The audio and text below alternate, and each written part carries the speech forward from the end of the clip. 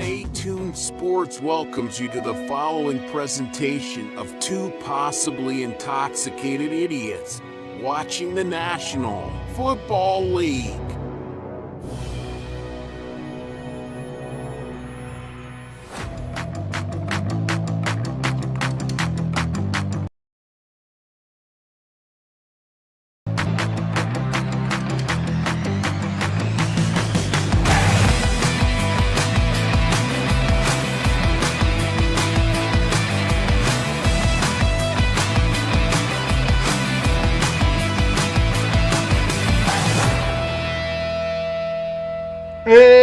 Wrong one.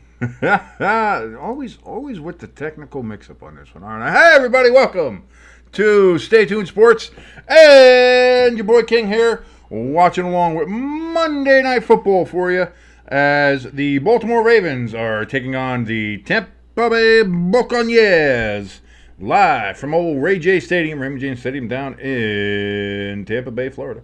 Well, Tampa Bay is not a city, it's a state. It's the city of Tampa. The bay is named after the city. The bay encompasses both Tampa and St. Petersburg and a bunch of other places. I think Clearwater is one of them. I don't know. Not exactly sure. I'm not from the area, so I don't know. I know a little bit. Not a lot. But again, thank you so much for joining us here on Stay Tuned Sports. Again, my name is King. If you like what you're watching and aren't subscribed yet, please do me a favor. It's a great favor. And trust me, you're going to love it. It's going to be great. Like, share, and subscribe. Helps us out immensely. Thank you so very much for doing that as well. Again, you have no idea how much it helps. The likes help with the algorithm, what YouTube is a very big stickler for with that the algorithm they love. And obviously, subscribing helps us get closer and closer to our ultimate goal. And you guys can help us get there. And we're getting closer every single day. So again, we thank you so very much. ELS in our chat. Ladies and gentlemen, it is time for Monday Night Football, and you are correct, ELS. Are you ready for some football? I miss Hank Williams Jr. a little bit. That's what I grew up with. I grew up with old Hank letting us know what it was time for. And it was time to hang out with your rowdy friends on Monday night. That was the good times, baby. That was the good times. Anyway, continuing on, if you want to help us out more directly, you can do so by clicking on the link that we have in the top of the chat. Also, in the description below here, we have a direct link for our donation station at buymeacoffee.com. You can help us there as well as our merch store. We've got new merch in there all the time. Right now, the latest thing that we have is the Pittsburgh Steelers 8-bit helmet shirts. Come in Steeler Gold, Steeler Black, or Athletic Gray. If that is your deal, we have that in there as well, along with a bunch of other things. Seahawks, Packers, Washington Football Team of Redskin Commanders, Giants, Eagles, Jets. And again, more stuff is being added all the time. So again, thank you so much for checking those things out. I didn't get a chance to look at any of the other headlines. I know Ayuk is out for the year. It seems like, hey, missing training camp, kind of big.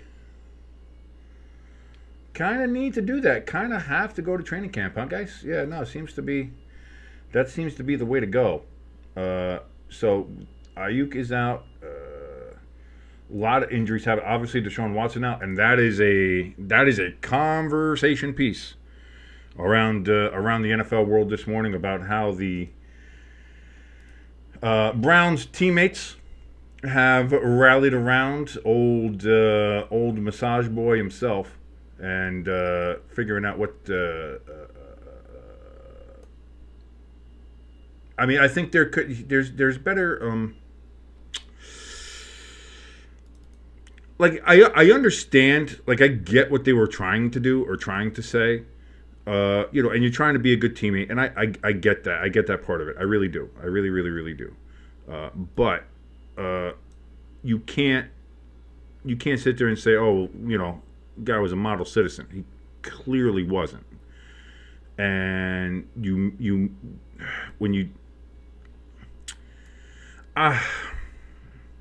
touchy subject.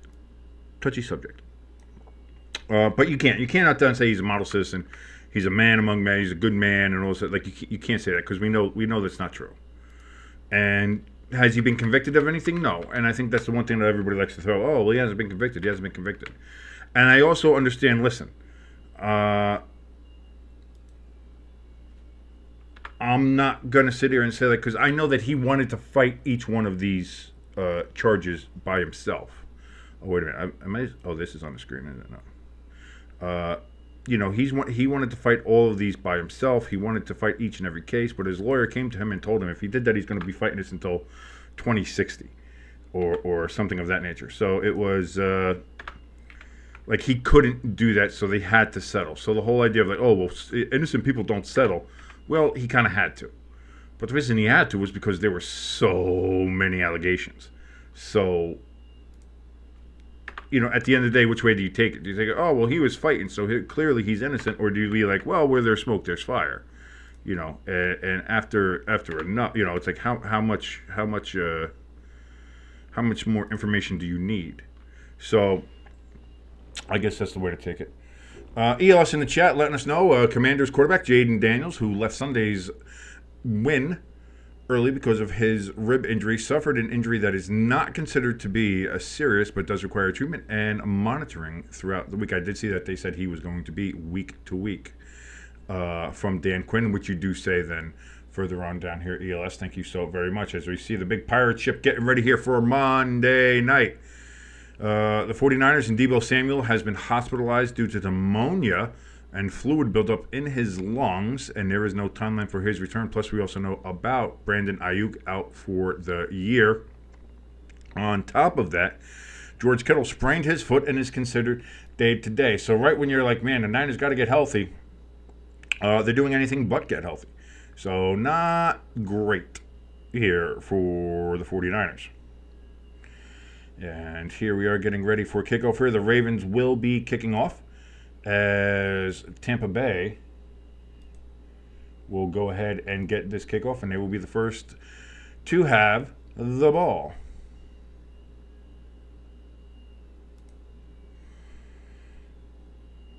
As we get ready, here comes Tucker. Here comes Tucker. Bang. Tucker kicks it off. And we are underway as it's going to be a touchback here. And that is where Baker and the Bucs will start trying to book themselves another win. Ha-ha, alliteration. Pecan in the chat. Let's go Bucs.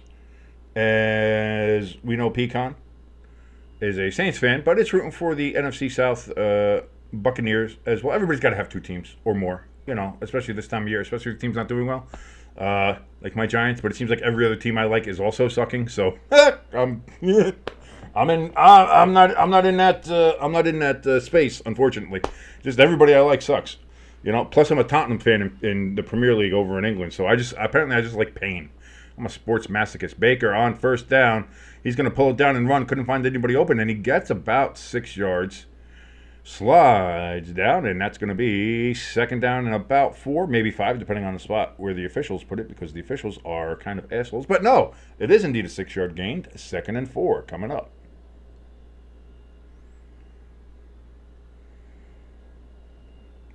I love Baker too, Peacock. I really do. I like Baker. I'm rooting for him, rooting like hell for him, especially how he was so dismissed from Cleveland and how that all went down, and kind of just his journey to get to where he is now. And the man's doing it. So we're going to have a handoff here, and that's going to get maybe a yard here for the Buccaneers. Not a lot working on that one. So we're going to have 2nd and 4. They might say it's, a 3rd and 4, or maybe a 3rd and long 3 coming up here for the Buccaneers. 14 minutes on the dot right now if we're syncing up and you're watching along. And if you are, thank you so very much. Please give us a like, share, and subscribe if you aren't already. And come on into the chat. Chat is open. Come in and say, how are you? How you doing? How'd your team do this week? Are you a Ravens fan? Are you a Buccaneers fan? We will see. On 3rd down, it's going to be a pass, and it is completed all the way down to the Ravens' 45-yard line. And the Bucs are cooking. Rashad White out of the backfield with the reception. And the Bucs are already now in Ravens territory.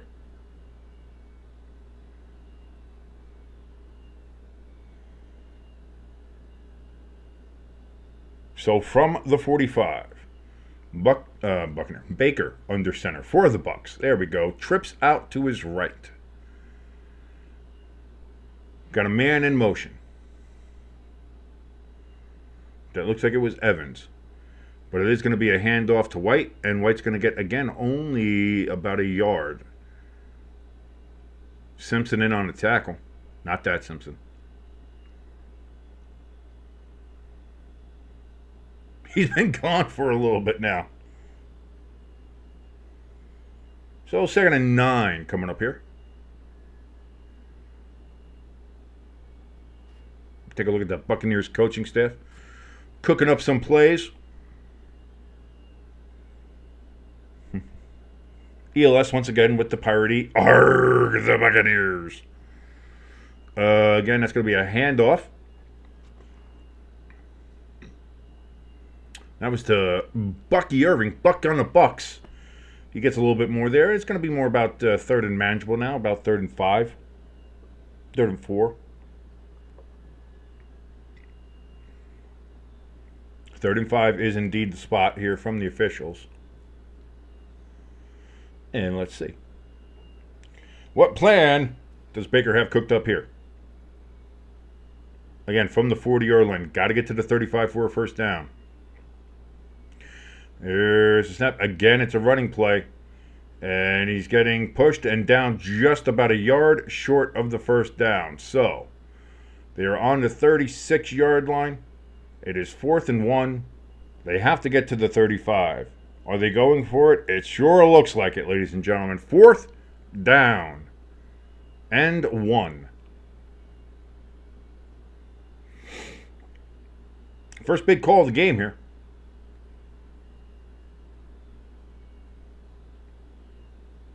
Baker under center.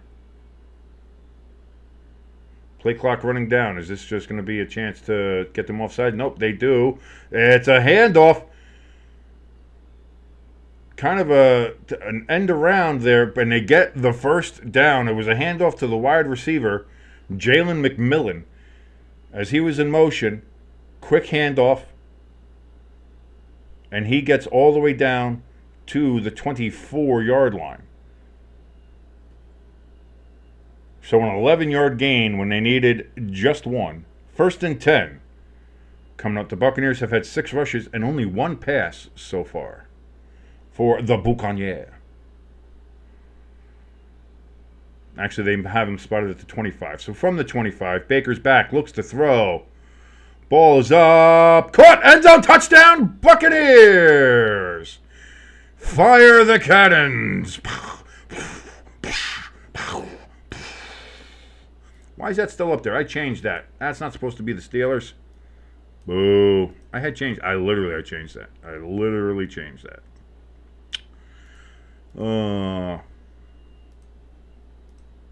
That's okay. Here it is. It's still there anyway. Fire the cannons. The cannons are fired. They're still not firing. It doesn't matter. That is a touchdown there for your Buccaneers.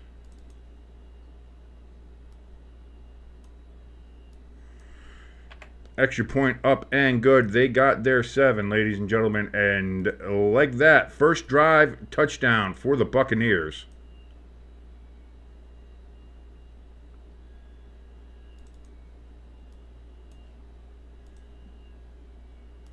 That was a fairly efficient drive.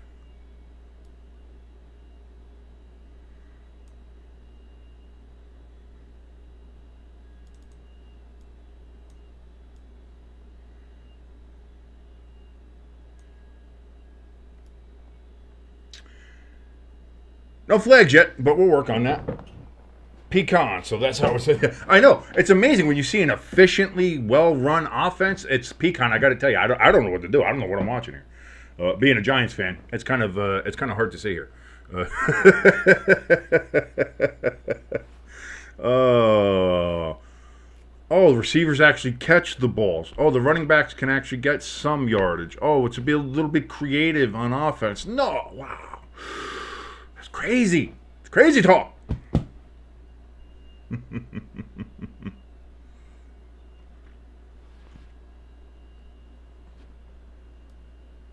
Fire the cannons.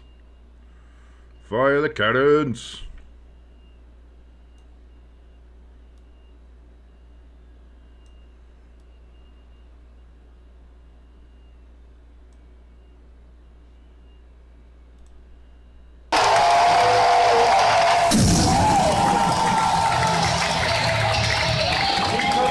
you go. Cannons are fired. Thank you, ELS. Hopefully I don't get picked for that. Is that going to be a copyright violation? It's a random cannon noise. Don't come after me.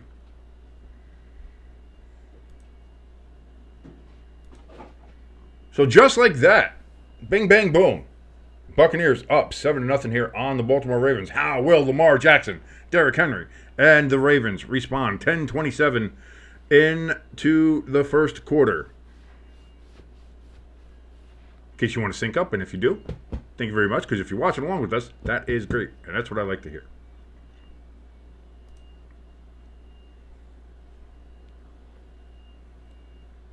I hope not either. I never know. You never know, though. You never know what people go ahead and do copyright strikes on. When it comes to the old YouTubes, you know. I think I posted some. This wasn't YouTube. This was Facebook. So again, different but similar. I posted. I forget what it was. It was something football related, and I don't think it was so much copyright, but it ended up getting a copyright claim from UFC of all things. And it was completely and utterly not related to martial arts, the UFC, MMA fighting, or boxing, or anything like that. Like, I don't even know if it was clearly sports related. It might have been football. I can't remember. It was just so far adjacent from what it was crazy. On a kickoff return here, Ravens are going to return it all the way up to the 35-yard line, and that is where they will go ahead and take over.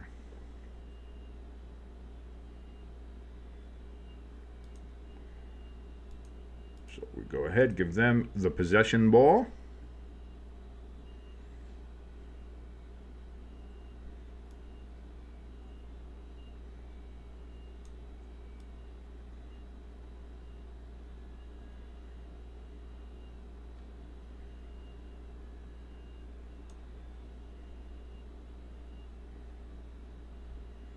First and 10. Lamar Jackson's going to hand it off to Derrick Henry, and Derrick Henry's going to get about 3 yards. So not a terrible run there for Derrick Henry.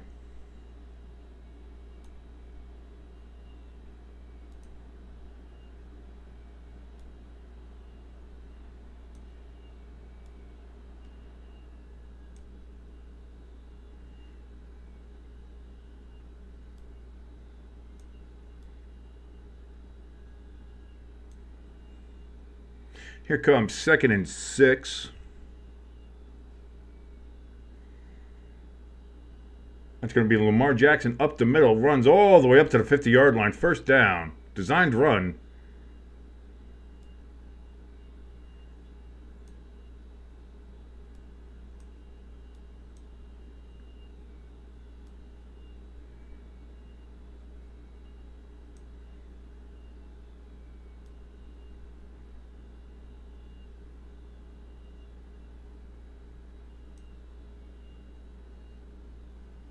First and 10 now from directly at midfield.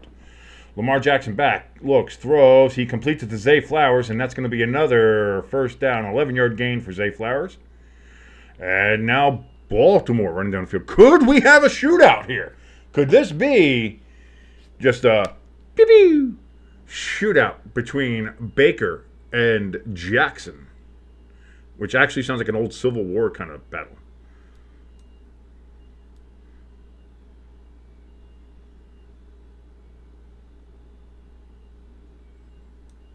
Whole Baker and Jackson going up against each other.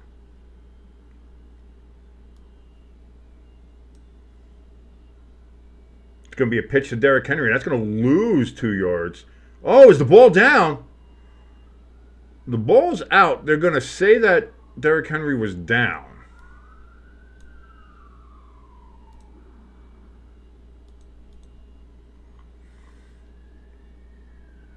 Let's take a look-see. Oh, yeah, his ass was down. Literally, it was his ass that was down. So.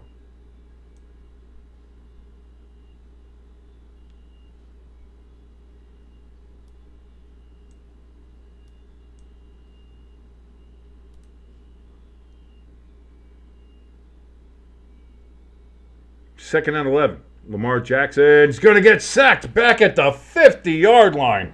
Woo! What a hit. Did I just go, woo? I did. I went, woo! Please, God, I got to stop doing that. But Roquan Smith with the absolute boom. Just laying a hammer down right there.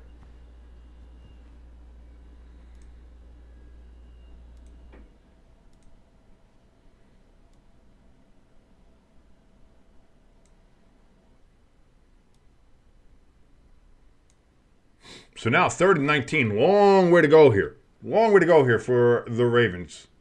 Lamar Jackson's going to get sacked again. Back at the 41-yard line. So after looking like they were cooking here, back-to-back sacks for the Buccaneers, and the Ravens, on what was something that was looking kind of positive, are going to have to punt.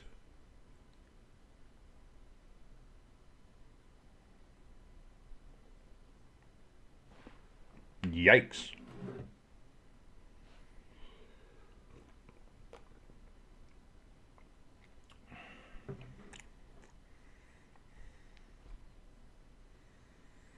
Hell of a defense. Hell of a defense. Especially here on the first drive. But here we go. The kick is away. And that is going to take a Ravens bounce all the way to the 6-yard line. Or did that bounce in the end zone? What did the ref say? It looked like it bounced before it hit the end zone.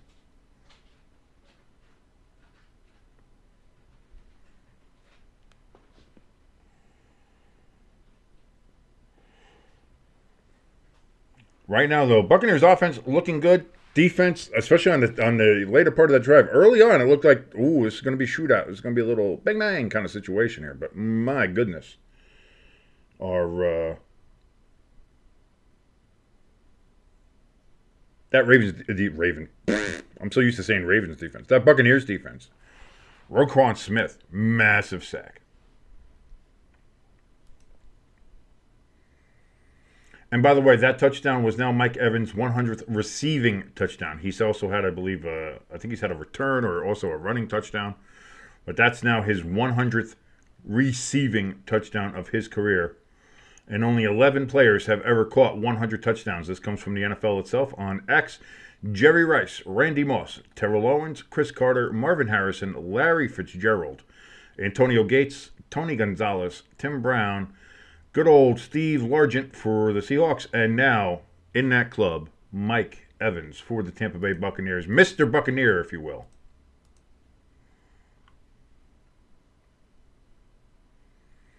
And of those, only 4 have reached that 100 mark faster than Mike Evans, and those would be Jerry Rice, Randy Moss, Terrell Owens, and Marvin Harrison. So, I think it's fair to say Mike Evans will be a Hall of Famer when he decides to hang up the cleats.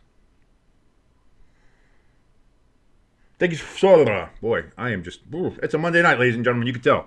You can absolutely tell. But thank you so much for joining us here on Stay Tuned Sports. My name is King. Thank you for watching along with us. If you are watching along and you aren't subscribed yet, what are you doing? Come on. You got to subscribe. Hit that subscribe button. Also, hit the like button. That helps us out a lot with the algorithm. And share us around like your favorite STD. It is fantastic, and we will appreciate it very much. Unlike somebody, if you spread this STD to them, they're not going to be very appreciative. Us?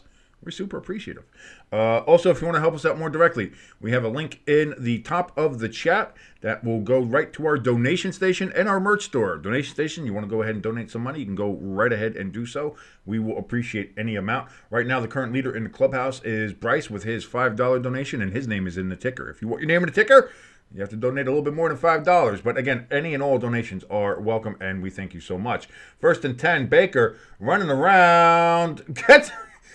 I thought he was going to get sacked 3 times. Then I thought he was just going to run it. Then I thought he was going to throw it away. And instead, he completes it for a first down to good old Bucky.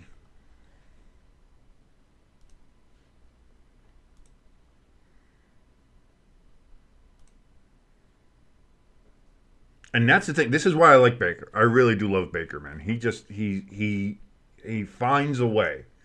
He's like life, and Jeff Goldblum is trying to describe him. He finds a way. So now another first down and 10, and that's going to be a 1-yard run. Not much going on that one. Pecan says they're going to trade their paper bag for a pirate hat. I'll tell you what, it wouldn't be a bad... having them as your secondary team is not bad. It's weird that your secondary team would be in the same division as you, but, you know, to each their own. To each their own.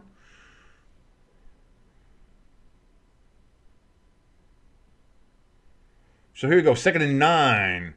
Baker in shotgun throws over the middle. It is caught for a gain of about 5. It's going to be 3rd and 4 coming up here.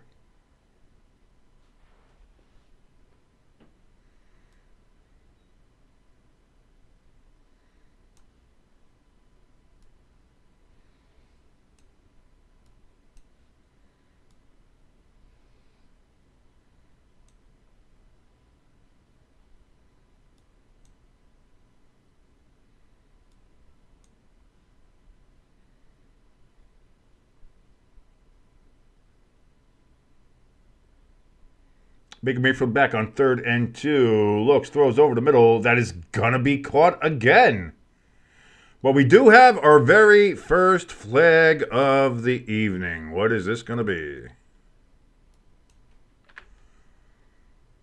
And it's going to be a personal foul, roughing the passer against the Ravens. So that's going to be 15 yards on top of the completion. Automatic first down.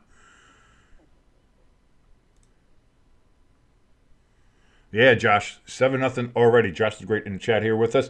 Josh says, I have the Ravens defense, Lamar, and Mike Evans on his fantasy team, and I need about 50 points.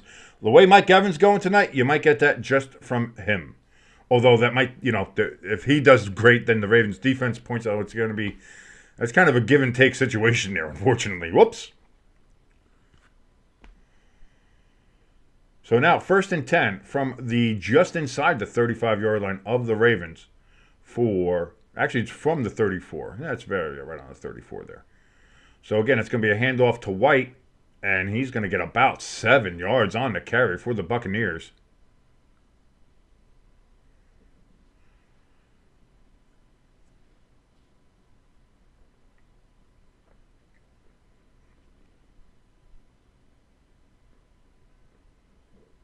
Pecan in the chat. Relatives that live in the Tampa area got about 4 foot of water in the house during Helene. Oh, geez, yeah.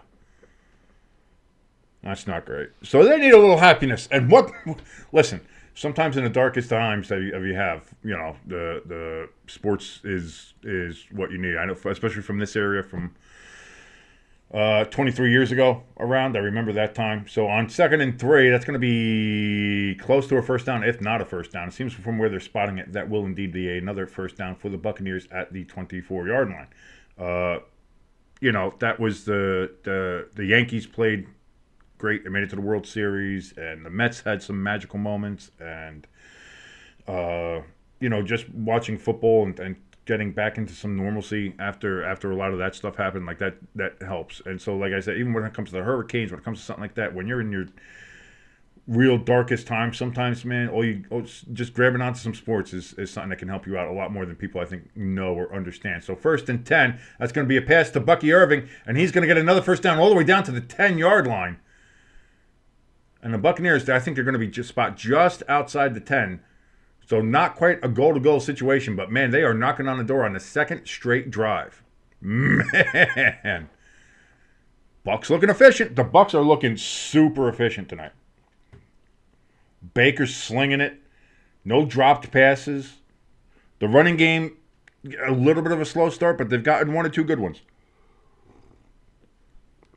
So here we go. 138, 37, 36 in the first. Snap, Baker throws over to White, and he's going to get a yard. Just tripped up. So 2nd and 9 coming up here for the Buccaneers.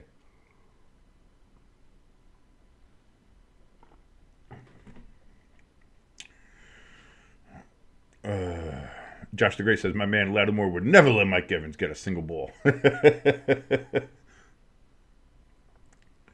I'll tell you what, even with that, I mean, like I said, he's got the 100 touchdown catches now in his career. Baker Mayfield throws to the end zone. It looks like it might have been tipped. Was that tipped? I don't know. Either way, incomplete. Mike Evans was the intended receiver on that throw.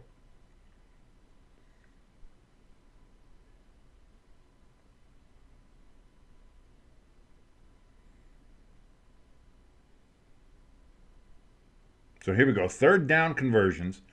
The Ravens are the best. The Buccaneers are the third best. So a lot of teams that can convert on third down here. We are at 57 seconds here in the first quarter. Moving fast is this quarter. Baker, empty backfield, shotgun, takes the snap. Can't find anybody open. He's running around. He's trying to find time. Finally finds somebody open. Caught. Godwin, touchdown, Buccaneers.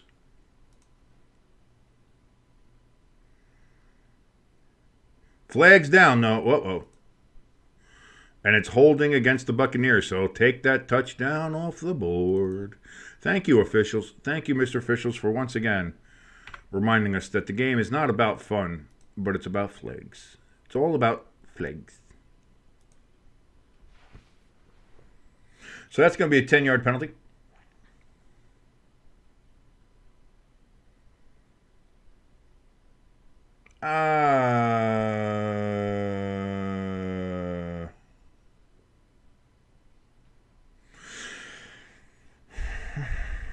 That's a holding that happens on every single play. That's the way they, that's, I don't know.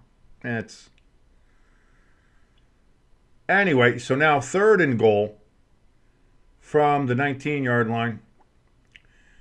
That's going to be thrown down. Although it gets down to the 4-yard line. Are they going to go or are they going to take the points? Otten with the reception there, tight end.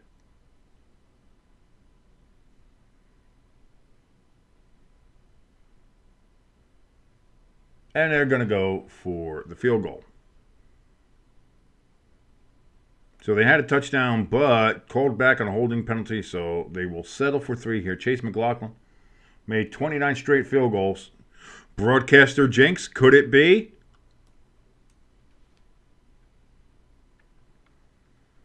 Snap, hold, kick, up. And that's good. So no broadcaster jinx there. 10-0 now. Tampa Bay leads over the Baltimore Ravens. Could have been 14-0. However, there was a holding call. Moving them back. So far, total yards. The Buccaneers have 140. The Baltimore Ravens have 8 because of those two. As you even see, Wirfs here is trying to talk to the official and be like, "What's this is what we're always told. This is how we do the blocking. It's on the inside. I didn't grab his shirt. I was doing all that." So ELS in the chat letting us know of some of the NFL's personnel moves, and obviously with the Raiders losing Aiden O'Connell to a thumb injury for at least 4 to 6 weeks, the Raiders have signed Desmond Ridder off of Arizona's practice squad. That's again, that's when you're running out of people here, so you got to do something. Looking on the X here, Tom Grossi talking about how the Buccaneers are flying and looking great. Pat McAfee, same thing. Buccaneers are flying. The Buccaneers a wagon? They definitely could be.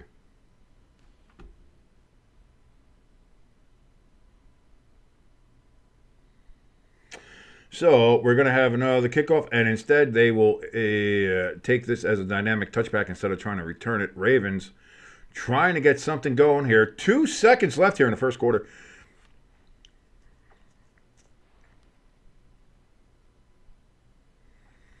MVS signed with New Orleans. I did not see that, but that's actually, hey, listen, it's something, anything. Hopefully turns around some stuff there for the Saints. Again, I'm not quite sure how long is Derek Carr going to be out with the oblique injury? I don't know. I would definitely start Hainer over Rattler if I was the Saints, but we'll see. Lamar Jackson on first down. It's going to be thrown and complete. And that's going to be the end of the first quarter. Ends on a first down. But that first quarter was all Buccaneers. 2 drives from the Bucs, 1 drive from the Ravens. Buccaneers go up and down the field twice. Both scoring drives, touchdown and a field goal, 10-0. The Buccaneers lead the Ravens after one. And again, thank you so much for watching us here on Stay Tuned Sports. I am your boy King, hanging out with you here. If you're watching along with us, thank you so very much. It is very much appreciated. If you like what you're watching and not subscribed yet, please hit that subscribe button. It helps us out tremendously. Also, hit the like and share us around too. That will help us out tremendously. More eyeballs, the better. Thank you so very much for everybody who has subscribed and is watching along and is joining us here in the chat as well. If you're watching along and feel like my opinions are dumb, you don't like my opinions, or you agree with my opinions, or you have just something completely different that you want to talk about, come on in the chat. It is open. Say hi, say hello, say how you doing. We are welcoming to everybody who wants to jump in and say hi, hello, and how you doing. Also, if you want to help us out more directly as a channel, we have a donation station link and our merch store link right at the top of the chat and in the description below this video. And again, that helps us out a bunch. Right now, the leader in the clubhouse when it comes to the donations is Bryce. He's donated $5 to the show. And actually, his name's coming up right on the ticker right now. If you look here, see, look at that. Top contributor, Bryce, donated $5. You want to get your name on the ticker? Has to be more than $5. But again, any donation will do plenty for us. And again, we appreciate every single cent that anybody would go ahead and donate to this silly, silly show that we're doing here. So thank you so very much to everybody watching. Daniel Berry, Sports Highlights. What is up, Daniel? How you doing? Damn, Daniel. It's good to see you here in the chat along with everybody else. And again, like I was telling everybody else, come on in the chat. It's great. How we doing, Daniel? How we doing on this lovely evening of Monday Night Football greatness as we get another doubleheader? Oh, God. I hate the doubleheaders. I haven't met anybody who likes the Monday night doubleheader. Not a single football fan, not a single person I've ever talked to or met or heard or seen who has like a YouTube channel or voice or podcast or anything say that they like. Oh, Pecan, you did? Oh, my God, I got to go check that and see. Oh, my goodness, if you did that, your name's going up right up there. I got to go check that out now. But first, we're back. So Lamar Jackson's under center. That usually means we're going to have a handoff. And it is indeed to Zay Flowers on an end around. And he's going to break it loose here. He's breaking all over across the field. And he gets all the way down to the Buccaneers' 41-yard line. Clearly a first down. It's going to be about a 15-yard gain there for Zay Flowers. Following his blockers, following his runners. And makes good yardage. And, oh no, he's on the sidelines now in some kind of distress. That is not a good sign if you were a Ravens fan. Oh no. Certainly hope he's okay. Hopefully he just landed on a football and knocked the wind out of him. That's what you always got to hope for. That Buccaneers front gets pressure but misses on Lamar Jackson. And he's going to run all the way again for a first down. That's the problem with Lamar. If you can get to him, you can get to him. But if you're not, if you miss him, that leaves that entire second level open. Oh, we're seeing maybe he's got a bit of a twisted ankle there. I'm hoping it's not broken. The way he's coming off the field, it doesn't look like it's broken. And it didn't look like it was hurting him so much, but he might have had it twisted there. Definitely could be a sprain. Not what you want to see, though, if you are a Ravens fan in this game. 1st and 10. Handoff to Derrick Henry. And big man is going to run for about 6 or 7.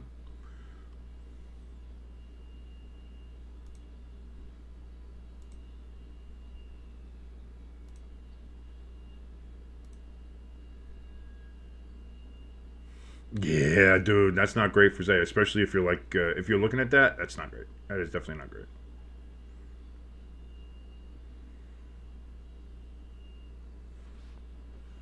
Oh, Pecan, I do see that. You're the man. Thank you so very much, Pecan. Lamar Jackson throws. That's going to be caught. Isaiah Likely with the catch. And that's going to move the chains here for the Ravens again. First down, Zay Flowers was actually back out on the field. He's now coming off again. Maybe he's just going to use him as as a decoy. I don't know, but he's back on the field. So now from the 9-yard line, 1st and goal for the Ravens. Lamar Jackson takes the snap, back, looks, throws, caught, touchdown, Mark Andrews. And just like that, the Ravens march all the way down the field, and they get themselves another touchdown. Well, not another one. It's their first one.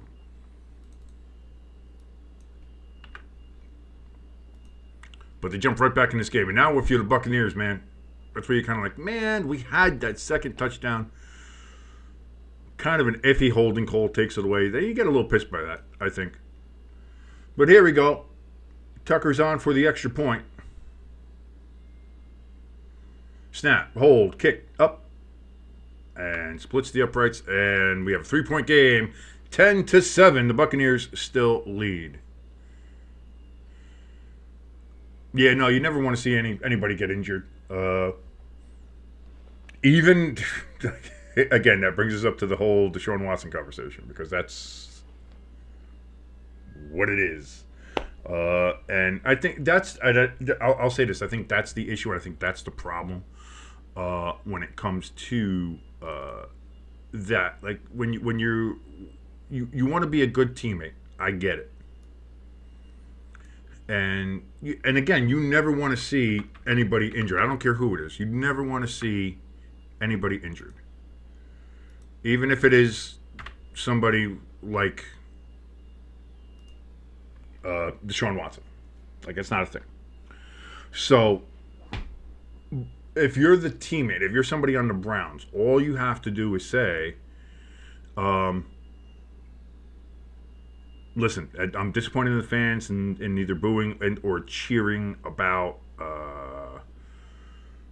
his injury or something like that. You never want to see anybody injured, no matter what. We don't like seeing that here. They shouldn't like seeing that either. It's just it's not. That's not a good look for the fans. It's not a good look for the team. It's not a good look for the city of Cleveland and all that stuff. And leave it at that. Like cheering for an injury, bad. You never want to do that. And leave it at that. But when you started adding in he's a model citizen and he's a good man and he's all these other things. It's like at some point, brother, you got to read the room, man. You got to know, like you can't do that and be serious. You know what I mean? Like, you can't. I don't know. Like I think that's where the blowback is. I think if everybody in that locker room was just like, listen, the booing was unacceptable. You don't boo somebody who's injured. You never want to see that. It should never be anything like that. Cool. Leave it as that. And I think everybody would have been okay with that as the response from the teammates. No, Daniel Jones will be starting next week, because, again, we saw what happened when they pulled him out in the fourth quarter of yesterday's game and put in Drew Lock. And holy shit, for everybody who wanted to say, man, they could put anybody back there instead of Daniel Jones and they look better. The answer to that is no. Drew Lock made Daniel Jones look like Patrick Mahomes. It was horrible. Horrible. And Drew Lock is bad. I'm sorry. Horsecock Lock is not great. So I'm willing to put that out there. I think Daniel Jones is better than Horsecock Lock. So we have another dynamic touchback, and the Buccaneers will take over at the 30.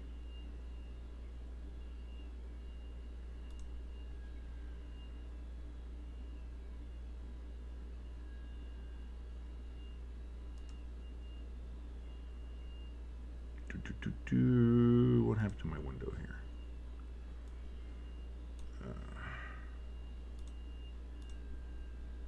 Get Twitter back up here.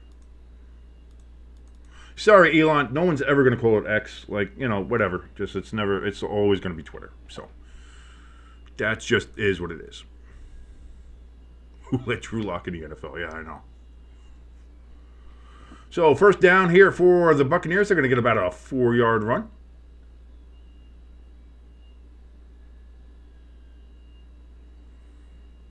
Yeah, Drew Lock, 3 for 8, 6 passing yards, 13 rushing yards, and those stats sound better than what it actually looked like. It was bad. It was bad.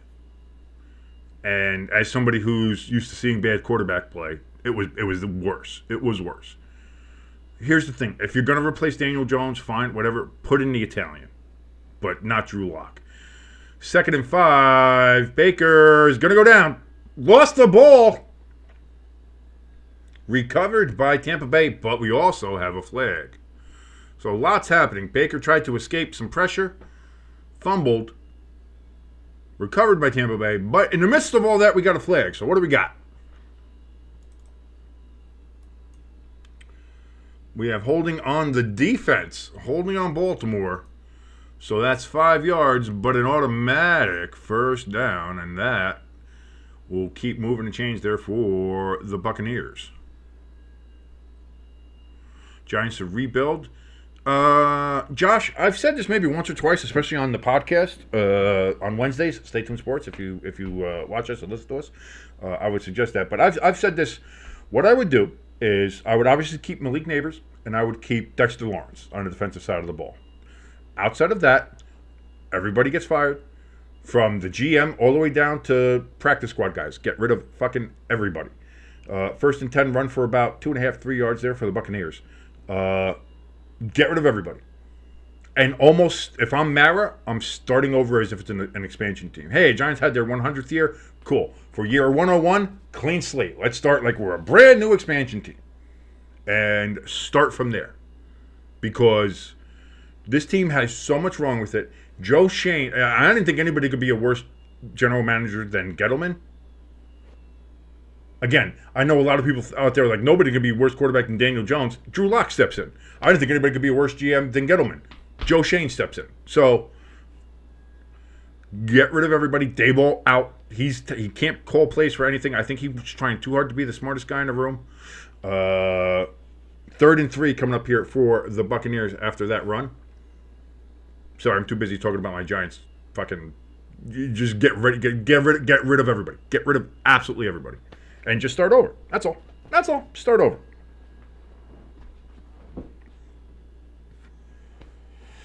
What do we got up here? 3rd and 3, like I said. Buccaneers, 47% on 3rd down conversions. Baker back, throws. It's going to be caught. And White is going to get a first down all the way to the Ravens, 40-yard line. Buccaneers keep the chains moving. 1st and 10. We are approaching 10 minutes in the second quarter right now. If you're syncing along with us, and if you are, thank you so very much. My name is King. This is Stay Tuned Sports as we watch along with every prime time NFL game Mondays, Thursdays, and Sunday nights.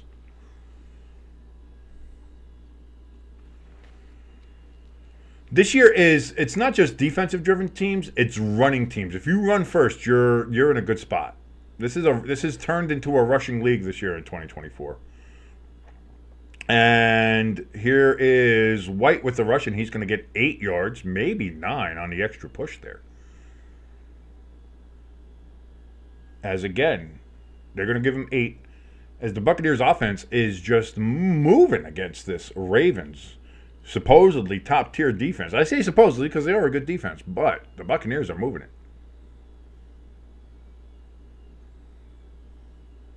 Daniel Jones was 14 of 21 for 99 yards, no touchdowns, no interceptions, plus he had 20 rushing yards. Yes, no, not a great day for Daniel Jones either.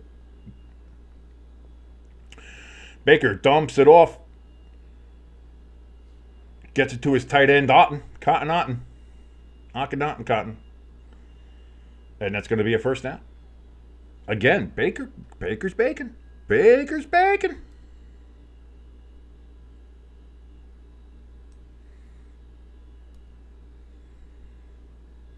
Listen, guys, you can show us all the clips and highlights you want of the Arizona game. Like, we're not watching it. You're making it only on ESPN Plus, and you're doing all this. We're not watching it. 1st and 10 from the 28-yard line of the Ravens. Another handoff to White, and this one's going to be only about 3 yards on the carry. So 2nd and 7 coming up here for the Buccaneers, as they continue to move the ball, as the clock has now reached 8 minutes and counting down here at RayJay Stadium.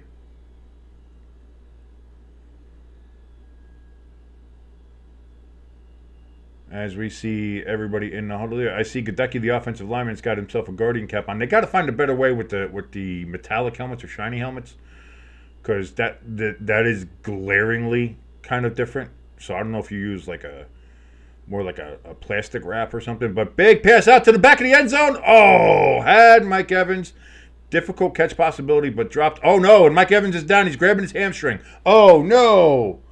Mike Evans is down, grabbing the back of his leg, grabbing the hammy, and this is not good.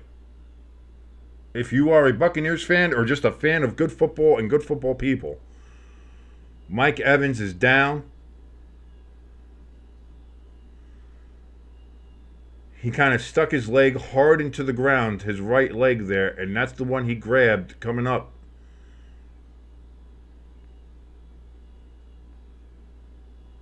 Oh, no.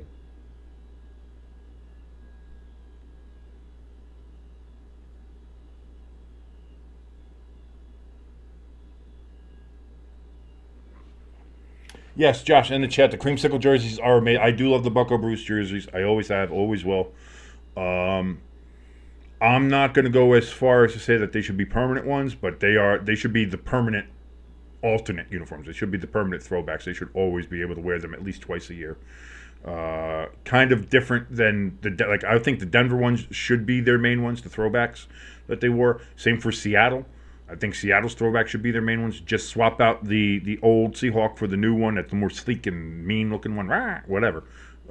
Put that on there. But I think the Seahawks should go back to their throwback colors and uniform setup. Those things. For Bucco Bruce, I understand. I think Bucco Bruce is better in the past. But definitely be the main alternate there for Tampa Bay. But it's hard to talk about beautiful uniforms when you just saw Mike Evans go down the way he did. That is not what you wanted to see. Like I said, whether you're a Buccaneers fan or just a fan of good football, that is not something you wanted to see. Again, he had been playing with a hamstring injury. He had been playing a little bit lame, a little hurt, and now it looks like he's major hurt, and that's not something you want to see. Hopefully, it's just a strain or a pull or something like that. You're hoping it's not a tear. But, man, he was in a tremendous amount of pain. He is walking off his own power, so that's good. He does have a limp, so we're going to see that. Mike Evans has had 1,000 reception yards in each of his first 10 seasons, which is an NFL record to begin one's career. Pecan in the chat, Evans only missed 9 games in 11 years. That's what I mean. It's like he's reliable, and like he came back and played this game with already having an injured hamstring, and you see everybody on Tampa Bay just waving over the medical staff to get down to the end zone for him. 3rd and 7 now, coming up for the Buccaneers from just inside the 25-yard line. Baker back, looks, throws across. That's going to be caught by Godwin down to the 9-yard line. And it'll be 1st and goal for the Buccaneers yet again. So Buccaneers now down Mike Evans. That's down a very big piece of their offensive weapons. Bobbled a little bit by Godwin, but he was able to hold on.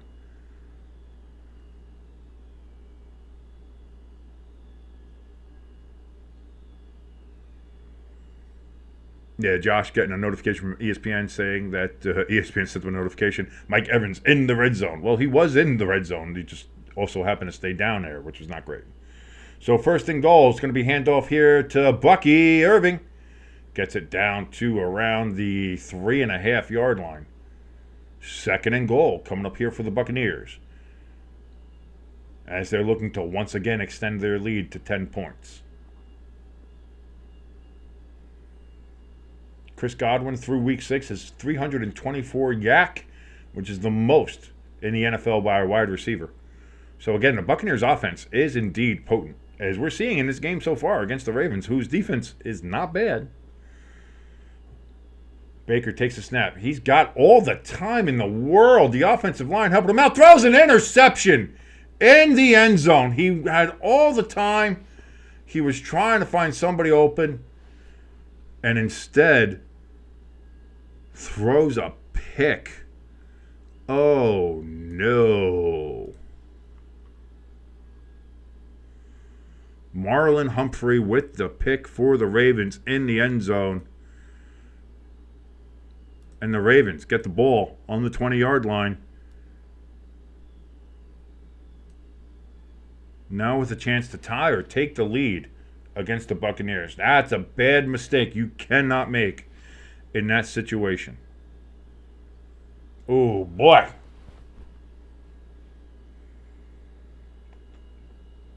You have all that time. You have all that time down there. He had great protection. Either pull it down, run it yourself, do something, throw it out of bounds. If there's really nobody that open, trying to force it in there somewhere. I don't know. That is gonna go down as a bad pass from Baker. And listen, you do get that from Baker, and I get that. That's something that a lot of people have brought up when it comes to Baker, is you sometimes get good Baker, sometimes you get bad Baker. And sometimes you get Baker that is tries too hard to make a play instead of just throw the ball away or do something to, live for another down. You still had third down coming up. And see if you can do something on that. Oof, that hurts. And you got the Mike Evans injury, and now you come up with nothing on that drive. That's gonna hurt. That's gonna hurt. But thank you everybody for watching along with us here on Stay Tuned Sports. I'm your boy King, hanging out with you here on this Monday night, as we do every single Monday night, also every Thursday night, and every Sunday night. We cover all the primetime NFL games, plus any games that happen to feature my New York Giants or Jimbo's Philadelphia Eagles. We will always be covering one or two or all of those games. So that's it. There are some days where we might have 3 games on a Sunday. There are some games where, again, like yesterday we did 2. We did the Giants-Jets, and we did Sunday night. If there's any kind of change in the schedule, we'll let you know, but that's how we usually run it. So, let's see. Peacock, yeah. I can never have anything good. Can't have anything nice. As soon as I want something nice, can never have it. We'll see, though. We'll see what happens. Well, we got to see how the Buccaneers defense handles this.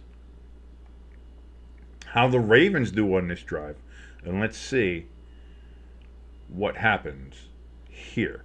We've got Lamar doing a handoff here to Derrick Henry. Derrick Henry's going to run downfield, and he's going to get a first down and more. Starts running over people. 12-yard gain for Derrick Henry. And a first down on the first down for the Baltimore Ravens.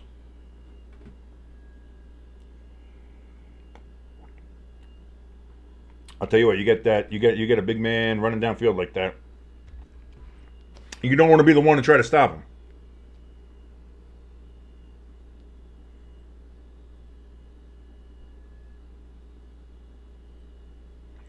So here we go, 1st and 10. Again, this is from the 33-yard line.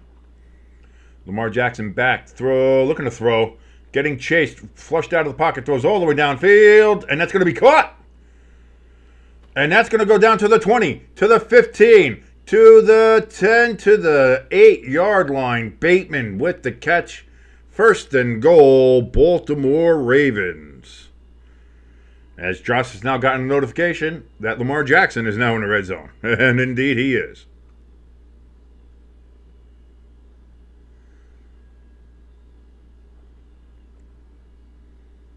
So the Ravens looking to immediately capitalize on the Buccaneers' mistake and take the lead here. They get a touchdown to take the lead. A field goal will tie the game. They do have 1st and goal from the 8-yard line. There's 4:22 left here in the second quarter, and we have a bit of a timeout here from the Buccaneers. They've decided to take a timeout, take a little bit of a breather perhaps.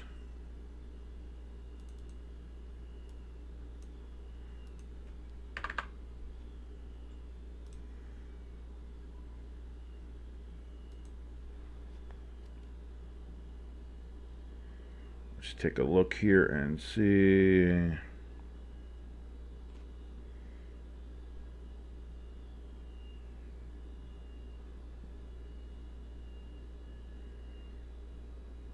I don't even know what that's supposed to be. I had somebody react to me about, because, I got a couple friends that are Dodger fans, so, you got to talk smack. And they sent me an emoji, and I have no idea what it's meant for, so.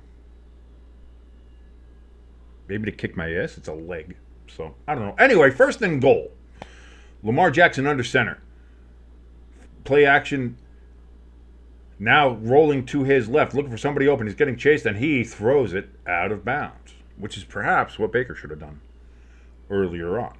So, second and goal coming up here from the 8 for the Ravens. Buccaneers trying to hold them to just a field goal, in which case it would be a tie game. So, big stand here for the Buccaneers defense.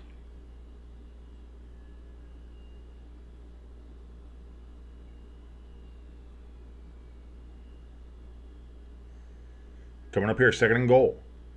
Lamar's in shotgun this time. He's got Derrick Henry over to his left. Flowers in motion. Lamar's going to pull this one down and run it himself. And he's going to hop into the end zone. Touchdown. Baltimore. We got a flag, though. Hold on, everything. And it's holding against the Ravens. So take that touchdown and move it the fuck back. Yeah, you don't get no touchdown today. Holding on Daniel Falala.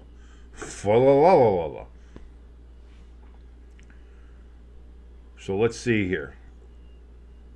Is this a hold? Yeah. All right, two very questionable holding calls. One on the Buccaneers, now one on the Ravens. I don't know how you call that holding. I don't know how that was the holding call. Are you funkin' serious? You got to be kidding me. I got to add the fourth here to the flag, but my God, that was not holding. So second and goal is going to be dumped down. Oh, and they just got the touchdown again anyway. Hill with the touchdown. So it doesn't even matter. Touchdown Ravens, and now they take the lead.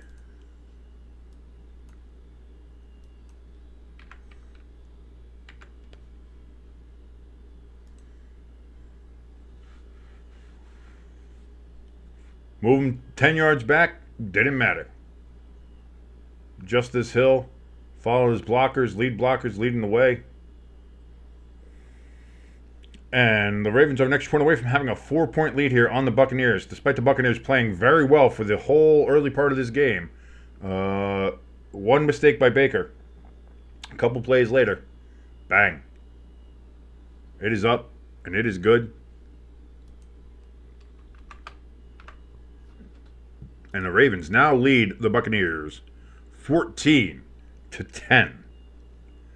4:23 left here in the second quarter. You're watching Monday Night Football and watching along with your boy King here.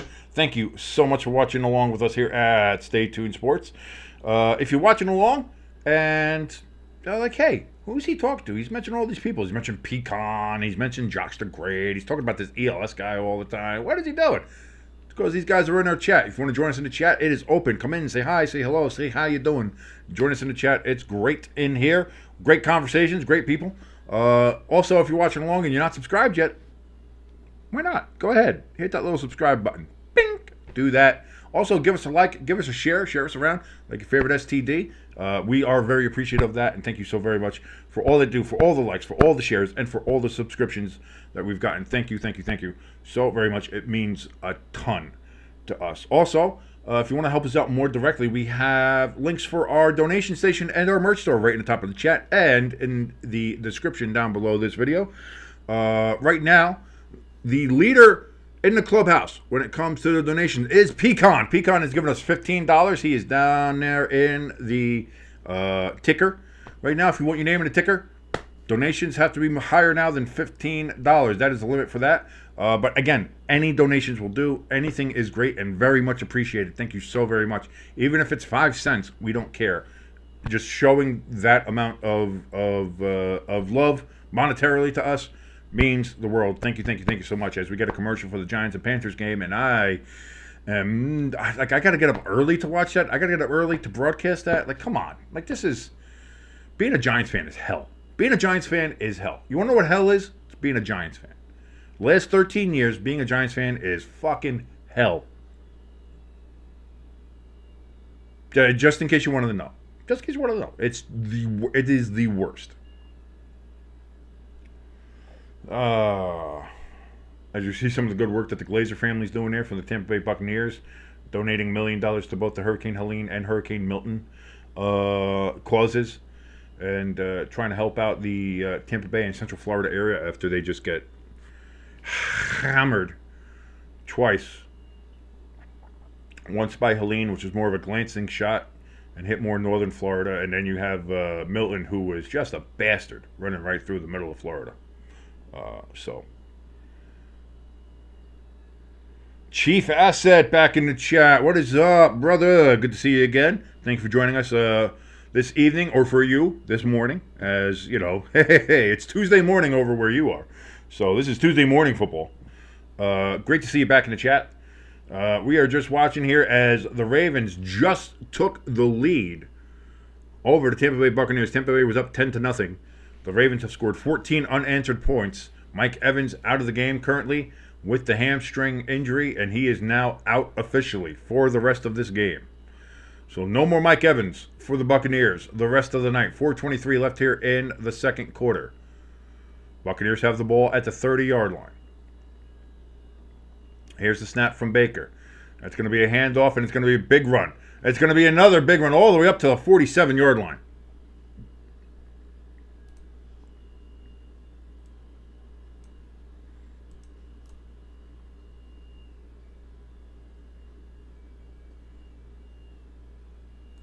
Sean Tucker, the running back there with the big run for Tampa Bay, just what they needed as they approach midfield.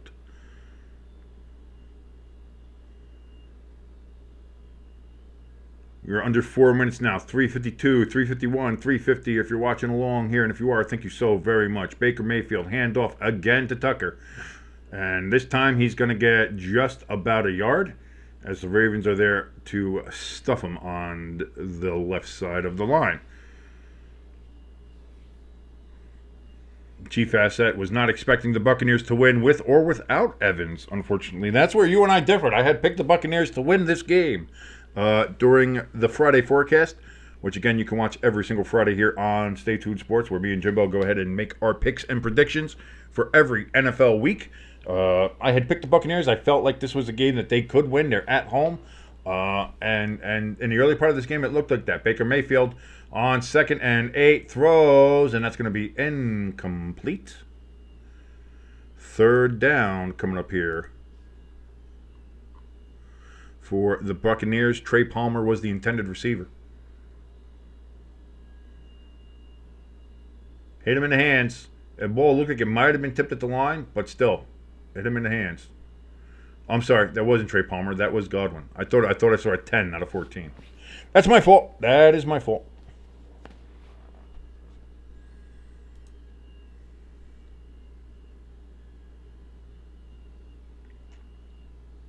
And we have flag. We just a shower of flags. Referees love throwing that flag, man. Flag. All the flags. Flag. Flag. Flag. Flag. Like, we get it. We only need one flag if somebody's going offsides. We get it. We get it. Calm down. They get such boners for their flags, man.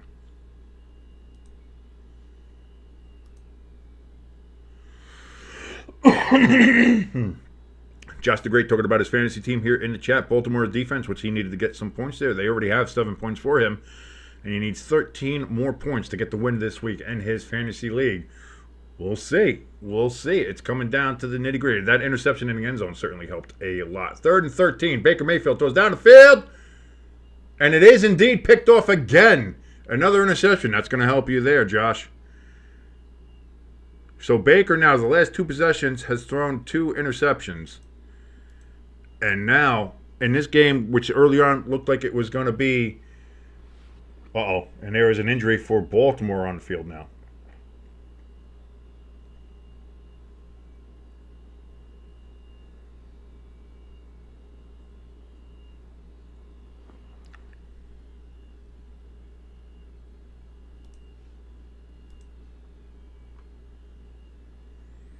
That was Humphrey, the man with both interceptions. But it looks like he hurt his knee coming down.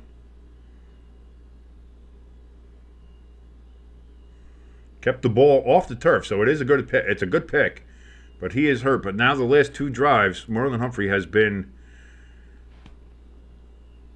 just a pain in the ass there to Baker.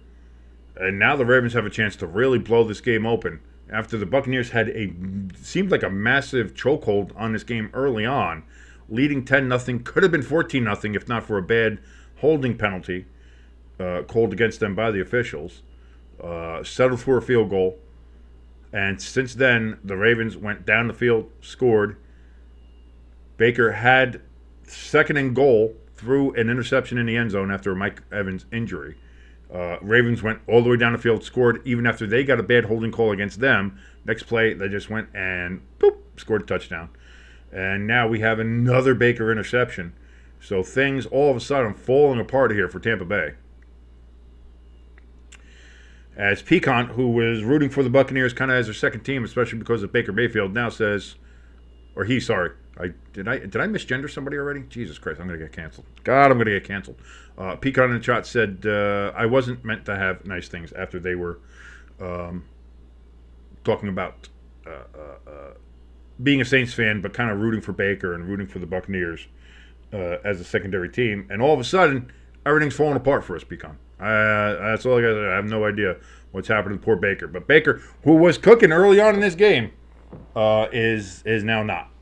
So, but again, my name is King. This is Stay Tuned Sports. Thank you so much for watching us here. If you're watching along and not in the chat and don't want me to misgender you, you can come on in, say hi, say hello, say how you doing. Or just I don't know what happened there. I'm calling he's and she's and it's and they's. What's wrong with me? Oh boy, I'm gonna get canceled so fast. This channel's already done already. It's done. YouTube putting a flag on us right now. Guarantee it. But we're getting close here to the 2-minute warning here. As there's how much time left? I don't know. As we see the Goodyear blimp shot. Humphrey is walking off on his own power, but with a bit of a limp. 2:58 remaining here in the second quarter.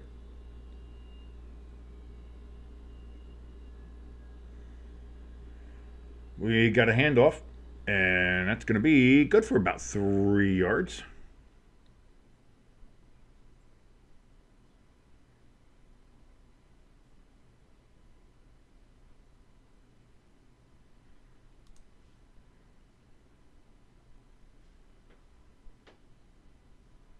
We got 2nd and 7.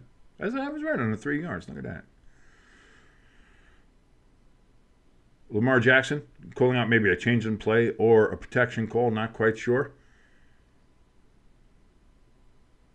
He's going to pull it down and run it himself, and he's going to get only about 2 yards on the run. So 3rd down and 4 now coming up for the Ravens. I don't get it. It was 7, and he got 2 yards, and now they say 4. That's okay. I don't know. Maybe I'm just not mathing right. Maybe it's a long 4.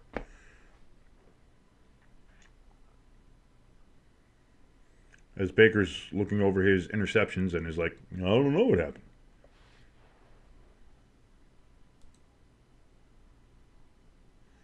But the 2-minute warning, the Baltimore Ravens lead 14-10. They have the ball and are looking to expand their lead.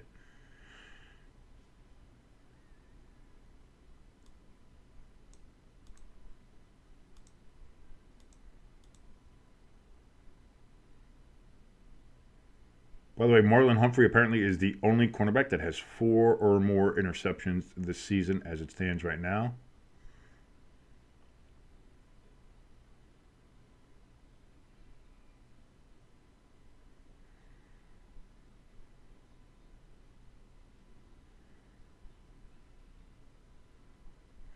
Oh, man, good thing I'm not watching that Chargers-Cardinals game. Apparently that's just a comedy of errors. Chargers got a big play down the field, caught, but fumbled out of the end zone. So instead of having a deep ball on 1st and goal, it's touchback for the Cardinals. And they get that.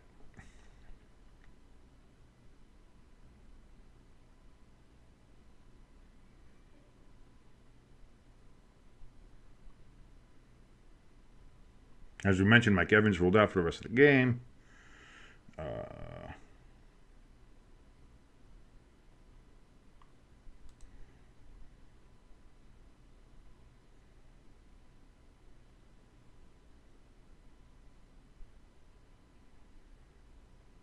Let's see, we got anything else going on? We got no baseball going on until Friday, so there's no more sports like that going on. It is all football here. Oh, let's see. Is there any hockey on tonight? Let's see.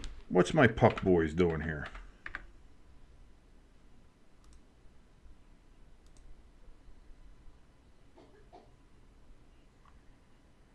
Oh boy, this isn't good news for the Tampa fans if you're there. End of the second, the Maple Leafs have a 5-1 lead on the Tampa Bay Lightning. Yikes. That's not great. Is that the only game going on today?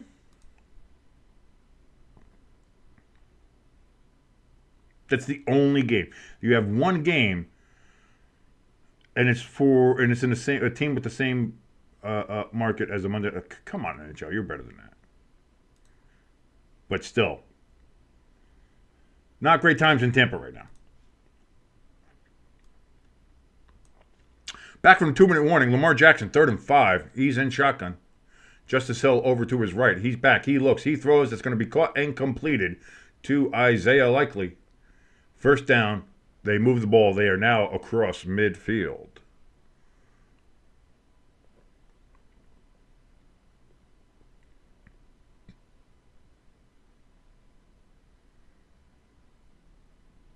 Lamar Jackson steps back into shotgun. Takes the snap. Looking to throw. Has time. Tries to go back to... Nope, that's not Isaiah Likely. Either way, incomplete. As we see Humphreys going back to the locker room early here.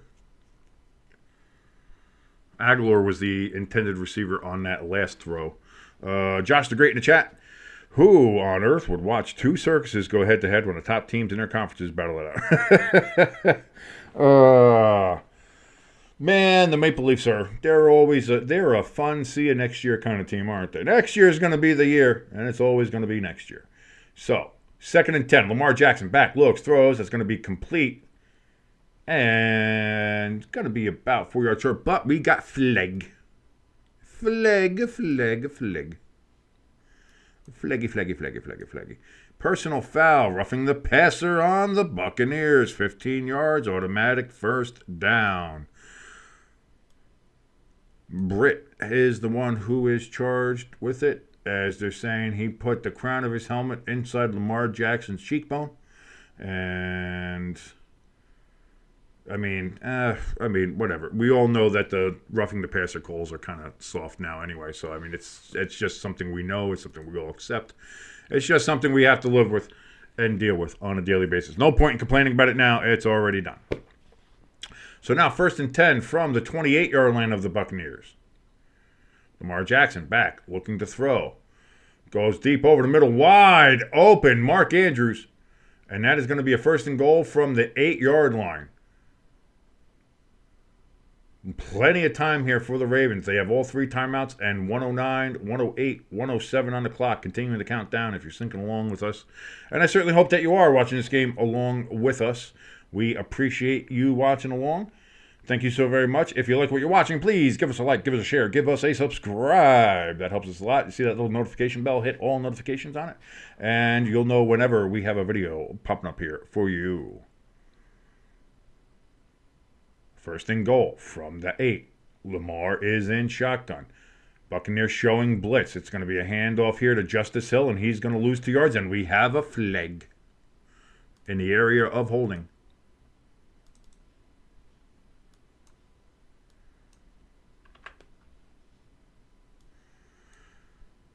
And indeed, that is what the call is. So move them back 10 yards. And it'll still be 1st and goal, but this time from the 18. Josh the Great in the chat. Ray Lewis tackling Lamar Jackson would be charged with... Dude, just think about Lawrence Taylor tackling back in the day. Some of those, I think, actually were felonious. Of course, it, didn't help that he was high on 17 pounds of cocaine, but... So Lamar Jackson is in shotgun here from the 18-yard line. 1st and goal. Lamar back, looks, throws to the corner of the end zone. And that's going to be incomplete. Isaiah Likely was the intended receiver. 31 seconds left. Second and goal from the 18 again coming up here for the Ravens. The Buccaneers trying desperately to hold on and keep the Ravens out of the end zone.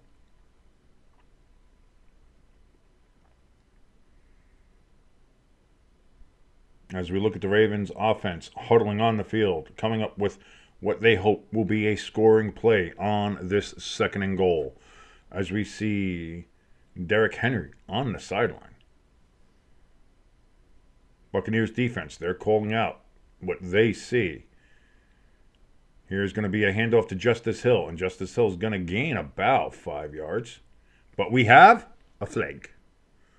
As the officials said, you guys thought this game was about you. Reminder, everybody, it is indeed about us. And it's going to be another holding call on the Ravens, so that's going to move them back another 10 yards. And we have another injured Buccaneer. This holding is at least a little bit more obvious.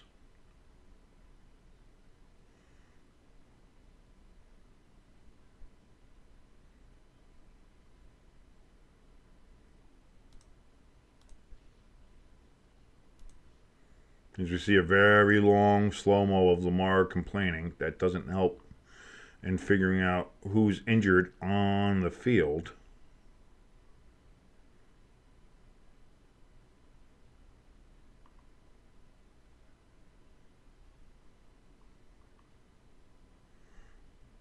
Trying to find it out for you guys right now. As they're going to go to commercial as they work on the injured Buccaneer, it appears it might be Tyke Smith. Might be the injured Buccaneer.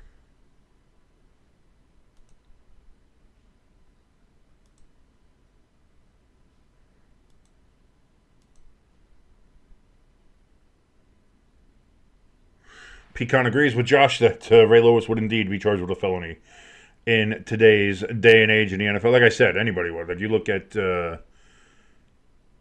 Lawrence Taylor back in the day, like Brian Urlacher, like any of the old school guys, you know.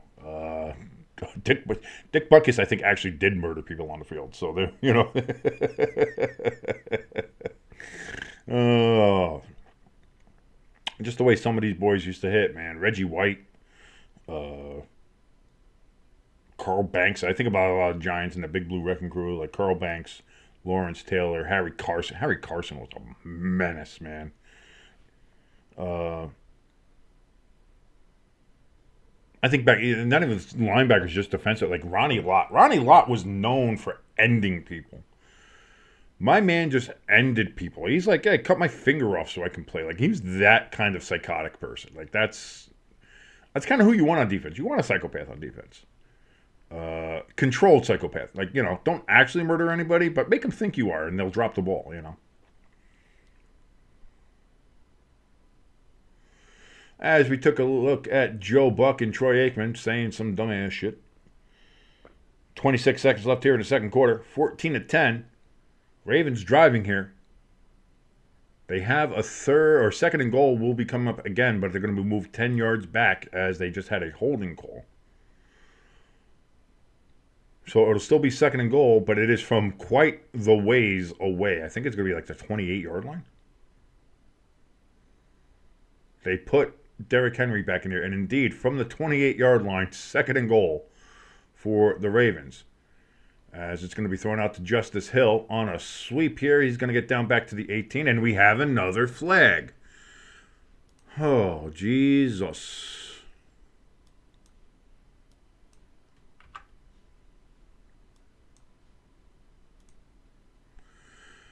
And this one's pass interference on the Ravens. Move them 10 yards back. Second and goal still. Isaiah Likely with the call on that one. In which he's holding somebody. He could have just called holding either way. Holding, pass interference, whatever it is.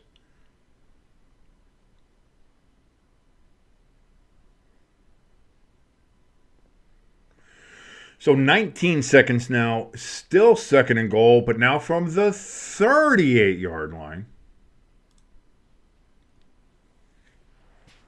So it's first and goal from almost the 40. This is a long way. It's basically 2nd and 38. Lamar Jackson. It's going to be another sweep pass here to Justice Hill, who gets it down to the 30-yard line. Gain of 8 yards. 3rd and goal. 12 seconds left. The Ravens call timeout. I forgot to take away one of the Buccaneers' timeouts for the injury, so let me do that now. And here's the one for the Ravens. Now have taken their first timeout.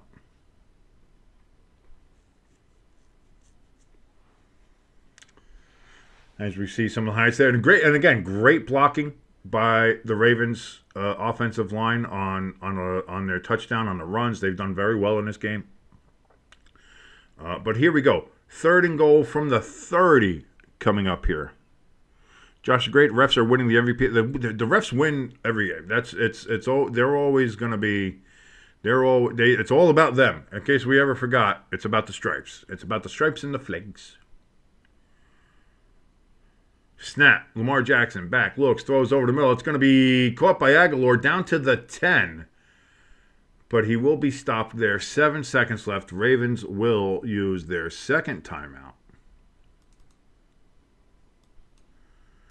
And Tucker will come on for the field goal. So the Buccaneers, with a little help from the flags, will go ahead and hold the Ravens to 3 points here. And hope to go into halftime with just a 7-point deficit against the Baltimore Ravens. Tucker has been fairly automatic his entire career. This is going to be a 28-yard field goal attempt as he lines it up here.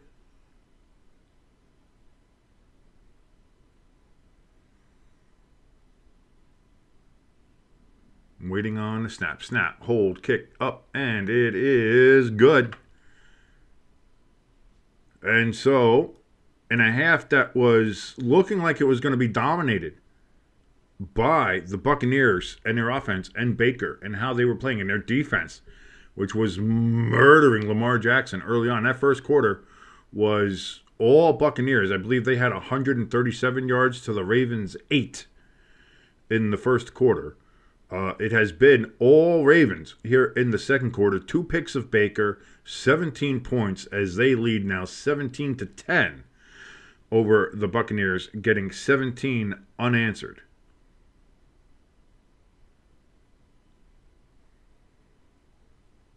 As we have 4 seconds left on the clock.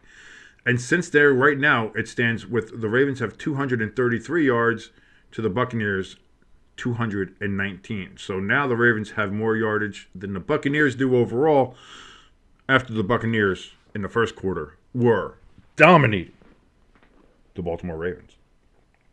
Pecan says it could be worse. 9 flags in the first half, and a majority of those flags were just on that last drive. I believe there were 5 flags on that last drive. So that's crazy. That we could have been going into the half with 4 flags. Instead, we're almost at double digits already. And if there's one thing I've known from watching all these primetime games so far this year with you guys and you lovely folks is it's only going to get worse in the second half. The flags get worse in the second half. They just do. So we can hope that they don't, but they definitely do. And here we go. The Buccaneers do have the ball here. They are going to deal on it, going to half down 7 points as they trail the Ravens 17-10. And I believe Baltimore will get the second half kickoff. And indeed they will, as the Buccaneers had the first one. So that is how the first half ends.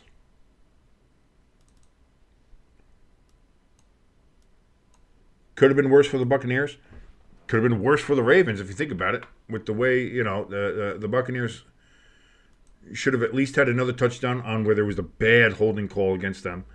And they were unable to get into the end zone after that. So that turned out to only be 3 points. That's how they were up 10-0. They cut them up 14-0.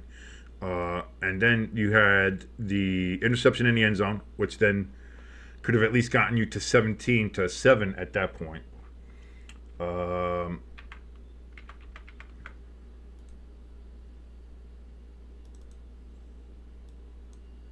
And then with this one, again, you're lucky that the officials did what they did and got the Ravens that many penalties to where they had a second and goal from the 38-yard line, and kind of kept them out of the end zone that way. Because otherwise, you could have had 21-10 going into halftime here, and down 11 instead of being down only a touchdown. So, yes, if you're the Buccaneers, it could have been worse. If you're the Ravens, it could have been worse. But if you're Baker, man, like you can't throw some of those passes. You can't throw. And I know he's Baker. He's always going to be that way. He's kind of got a bit of that Brett Favre-ishness to him. But you can't be making those throws. You can't be doing that. But we are at halftime here. Ravens 17, Buccaneers 10. There's only one hockey game going on tonight. There's no baseball. There's no. There's really nothing else. Was that World Series starts on Friday? Yankees and Dodgers. Who had the better record this year? Where is that starting out? Does the Dodgers have home field? Or the Yankees do?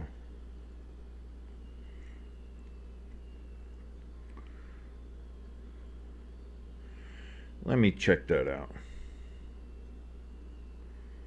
Now I keep on checking the chat too here on halftime because last week I got rated twice. And I don't want to, like, if something I know that's not going to happen. I know it's a rare thing to happen, but it happened, and it happened twice, so it's so cool. But, again, I know it's a week later, but, again, I want to give a huge shout-out to the It's in the Blood people and Blood Papa and all the Blood Raiders. That was pretty cool. And then, of course, to the Grassi Posse and Tom Grassi himself for the raid last week. That was amazing and helped us out tremendously. Thank you so very much for all your help and all that you do. After that, we had over 200 subscribers. It was really cool, and a lot of you guys are still here. Again, which means a lot. Thank you so very much for sticking around and watching along with us here at Stay Tuned Sports. But then we lost like 36 subscribers just the next day. Like it was literally like 6 hours later. And I told Jimbo, my podcast partner there, I was like, "Oh man, we're over 200," and he said, "No, we're not." I said, "What?" He said, "Yeah, go check out the subscriber count." And we were at 201, and then I think we were at 166, so 167, something like that. I was looking at some of the highlights here of the Chargers-Cardinals game there, right there. They're showing the fumble out of the end zone. So what would have been a first and goal for the Chargers instead turned into a touchback for the Cardinals. And I know everybody says they hate that rule. I'm fine with that rule. I have no problem with it. I mean, the offense gets enough advantages. You don't need any more.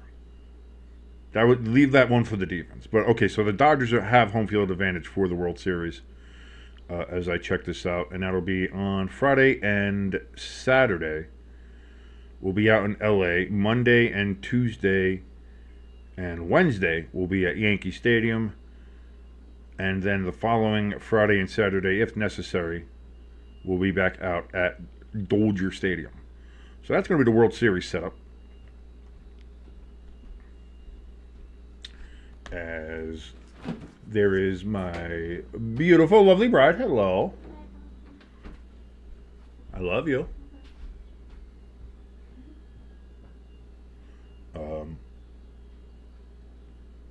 I'm trying to think. So Friday, Saturday. This Saturday, going to be me and Jimbo are going to be at the Notre Dame and Navy game at the big HVAC unit, MetLife Stadium, watching our Notre Dame Fighting Irish take on the Navy midshipmen, which I'm sure before the season everybody was like, oh, another cupcake schedule for Notre Dame. And now looking at it, we've got Navy and we've got Army. All of a sudden, neither one of those games are the sure lock that people thought they might be. So it's definitely going to be an anxious time watching that game Saturday at MetLife, the Yankees versus Notre Dame, versus Navy. And then, of course, that night will be game 2 of the World Series. So we'll be watching the Yankees. I don't know if anybody in here is a big baseball person or not. I'm personally not a huge baseball person. I like the Yankees. I do root for the Yankees. I watch them occasionally. But as I had mentioned, I believe, on yesterday's Sunday night stream, when we started talking about it, the baseball season's such a slog to get through, especially in the middle of summer. And it's just like it's just so long and so like baseball needs to shorten the season. Like if there's ever and I get some people said like, well, you got to know who's the best team because baseball used to only have like it was the winners of the leagues that met in the World Series. That was it. There was no divisions and everything like that. Then they did East and West divisions, and then you had the league championship. So then only 2 teams from an entire baseball league made the playoffs, and then the winners of that made the World Series. So even then, having a long season is like, okay, well, you got to weed out everybody who is the best team consistently over the year. I get that. Now you got fucking 12 teams in the playoffs on each league. It's like, screw it. Like, why are we even doing it? You got 6 teams in one league, 6 teams in the other. Like, all right, the having a 162 game season doesn't matter anymore. Like it doesn't. Like it's because you have teams that now can, play well late and get in and sneak in, or you have teams that either built up a big lead early, like the Phillies, and then they kind of coast into the playoffs, but then get rocked by the Mets or whatever. Like at this point, it doesn't matter. How long the play, the season doesn't need to be 162 games at all. Knock that motherfucker down under 100. I don't know what a good number would be for everybody to be happy, but I'd knock that son of a bitch way down. I'd say like, I don't know, 96, or make it a smooth 100. 100 games. Do a 100 game season. Fine. If you want to do that, fine. But baseball's got to do something, because having 162 fucking games. You're starting a season at the end of March. It's not ending until early November. Get the fuck out of here. Like, you're like, no. Enough. Like, start the season, like, end of April, beginning of May or something. Have it run through. Have more spaces in between some of these series and games. Give the players a little bit more rest. Or whatever. If you still want to have it kind of go long or whatever, then you can start the playoffs in the middle of September or whatever it is. And then by the time you get to early October, start the World Series in early October the way it used to be. And then have it that way. And then bang, done, over. Instead, we got this nonsense going on with baseball. It's the worst. It really is. So, but that being said, go Yankees, Dodgers suck.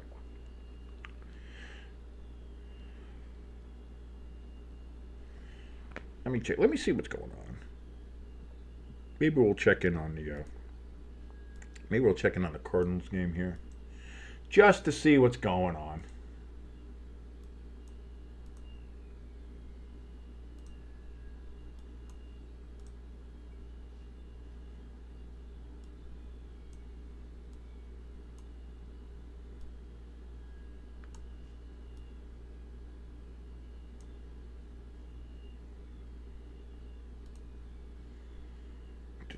Okay, so we do have the Chargers and Cardinals game here. Again, 3-0 Chargers. 8:05 left here in the second quarter. And that's going to be... That game's already starting off with a flag here. So again, just try to tune into this one. What do you got? Flags. Flag. Already here. And that's going to be encroachment on the Chargers.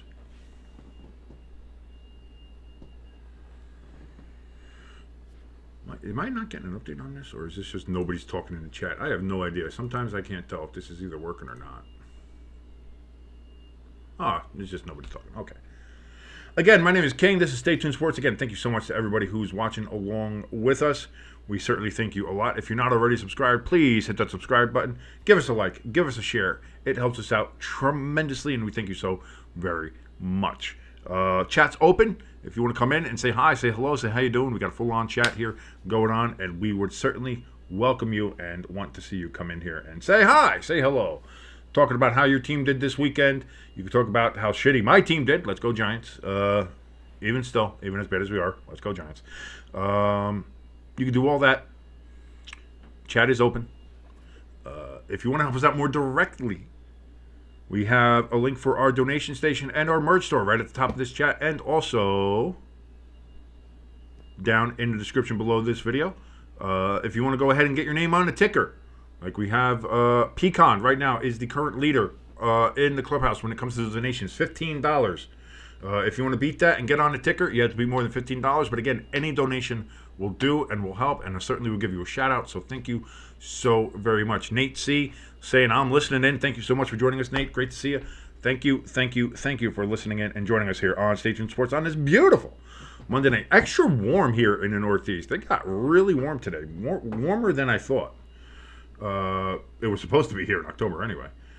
We had starting enjoying some real nice fall weather the last couple weeks, and now today was well into the 70s, almost 80. And right now, currently, here we are almost 10 o'clock at night, and it's 69 nice degrees here in New Jersey, northern New Jersey.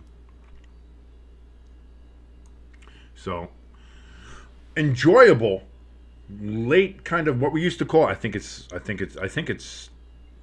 it bad to call it Indian summer anymore? We used to call it Indian summer when I was a kid. So, I don't know if that's considered inappropriate now or insensitive, or I don't know. But yeah, Indian summer here in the Northeast. Beautiful day. Certainly hope everybody has enjoyed it and did, whatever. Did some fun stuff. If you after work, go for a nice walk, grab a cup of coffee or something. Second and goal coming up here for the Cardinals, and they're going to score a touchdown. And they're going to take the lead against the Chargers. Cardinals, touchdown. With 5:40 left in the second quarter in that game, as we're getting ready to start the third quarter here at RayJay Stadium.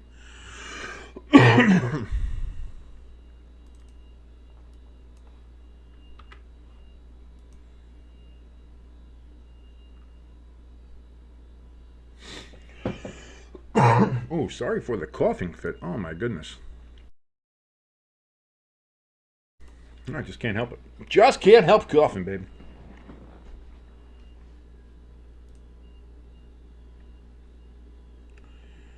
And the Cardinals are going to snap, hold, kick up good for the extra point there in Arizona, as the Cardinals now have a 7-3 lead on the Chargers, as we look back here to RayJay Stadium as the Buccaneers get ready to kick off to the Ravens, who will receive the second half kickoff.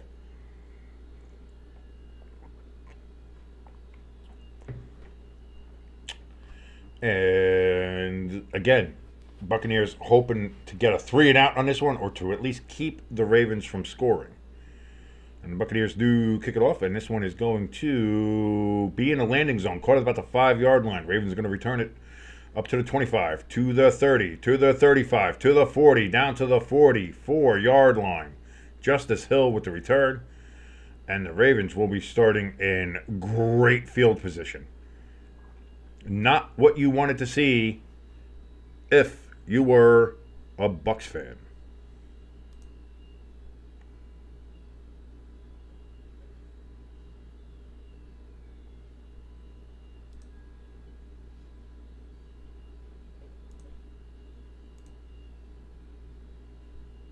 So here we go. First and 10, 14:54 on the clock here as we have just started the second half.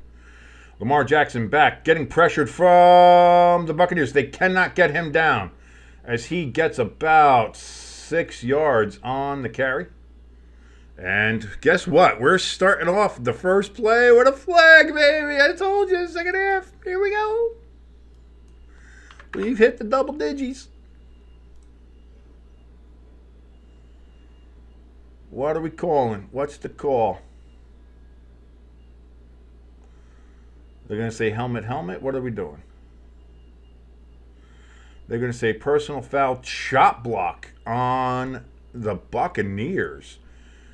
15 yards, first down. They just had to come up with something, huh?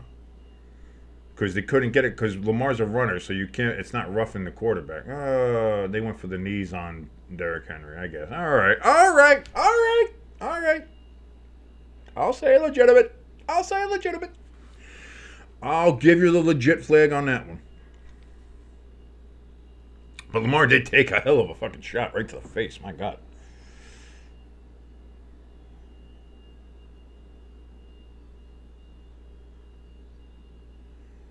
So, first and 10 now from the Buccaneers for 37-yard line. Lamar again getting pressure. He's going to throw down the field. That is going to be caught for a gain of about 8.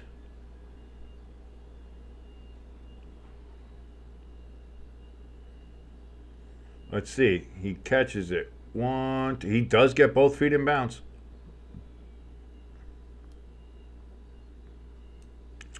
Can't argue that.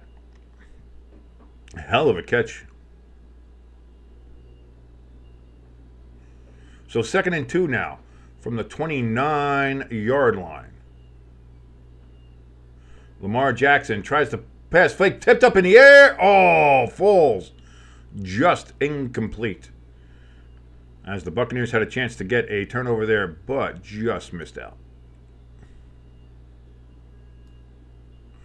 But we have a flag, illegal man downfield. Here it comes. It's the avalanche of the flags. I'm telling you, I told you. Nobody ever wants to listen to me. Listens? No one ever wants to listen to me, silly hobbitses. Yeah. Here we go. The avalanche of flags is happening. It's beginning.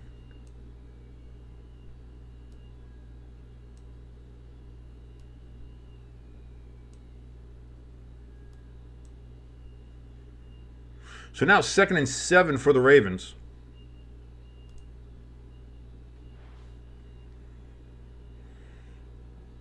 Ravens had 7 penalties for 65 yards. Buccaneers 4 for 45. Oh, bad snap! Over Lamar's head. He's all the way back by the 50, and he is going to be taken. The ball is up. And now there's a flag down. Another flag. What will happen here? They're going to call intentional grounding. They're going to call... What do we got?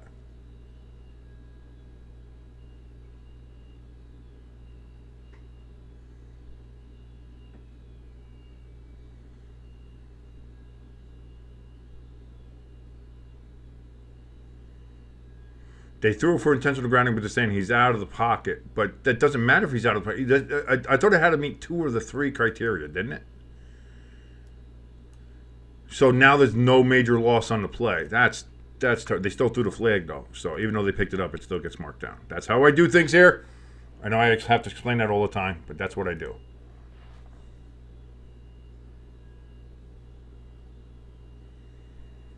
So now instead of 3rd and forever, it's still on. Oh, no, they did call it down. Okay, so they called him down. Okay. So 3rd and 26. It is 3rd and 26. I thought they had marked it incomplete pass. They said he was down. All right, so that's going to be a pass out to the left, sweep by Justice Hill, and he gets all the way back down to the 29-yard line. So he's going to be 4th and 7. Jesus, man. Buccaneers defense, kind of soft. So Tucker's going to come on here for a fairly long field goal now. Well, not that long. From 29, it's not going to be that bad. A 40-something yard field goal. He makes those all the time.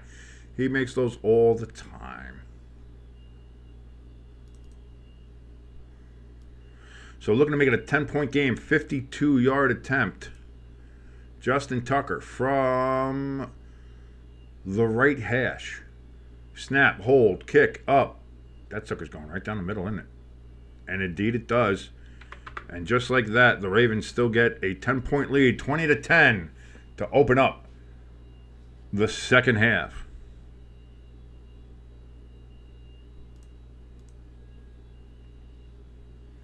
So the Buccaneers will be receiving the kickoff. After that, looking to go ahead and pull at least a little bit closer to the Ravens, as they now have a 2-possession lead, 10-point lead.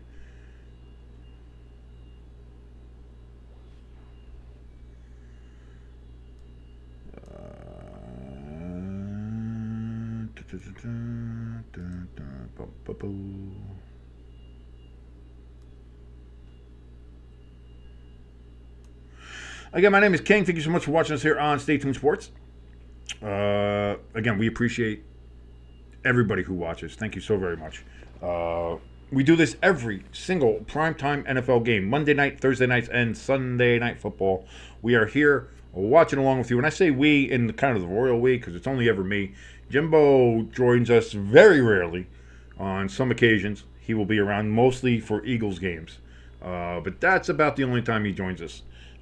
So for the rest of the time, it's just me, it's just your boy King, hanging out with you. But me and Jimbo do have other shows we do here on Stay Tuned Sports. We have the Countdown. That is going to be our power ranking show. We do the top 12 power rankings in the NFL. Who do we think are the 12 best teams in the NFL?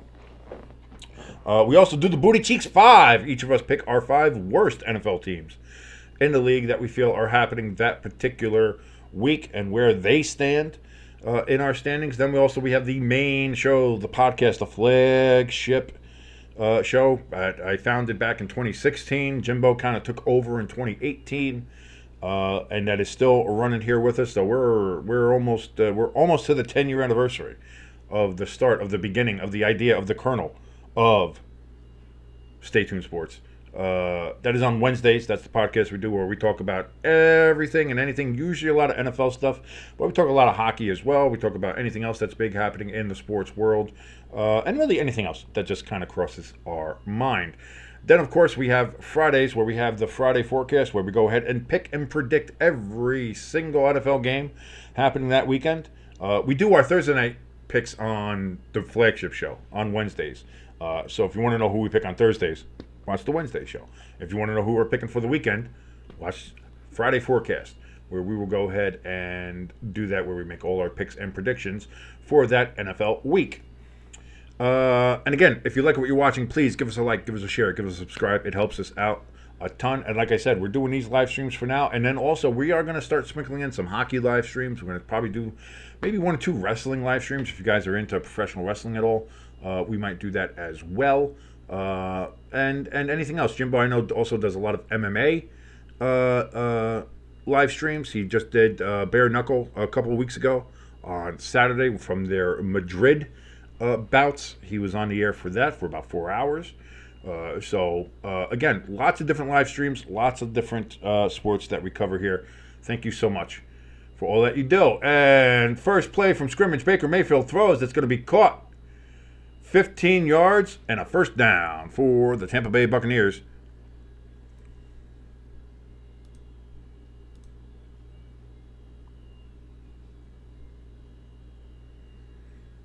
Trey Palmer with the catch. As you see, Mike Evans is out for the Buccaneers with a hamstring, as Tyreek Smith is out with a concussion as well for the Buccaneers. And Marlon Humphreys is out with a knee injury for the Ravens. First down and 10 is going to be a run for White, and that's going to be a gain of about 5, maybe 6, depending on the spot here from the officials.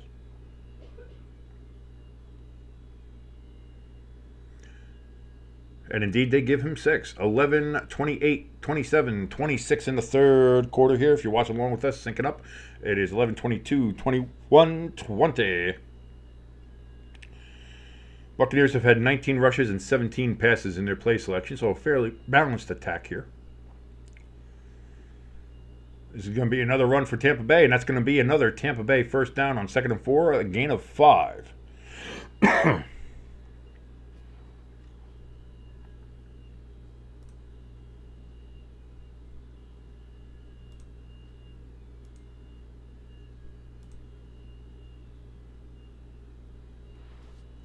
As we take a look at Liam Cohen, the Buccaneers offensive coordinator, his first year there, as the previous one went up to Carolina and is not having fun.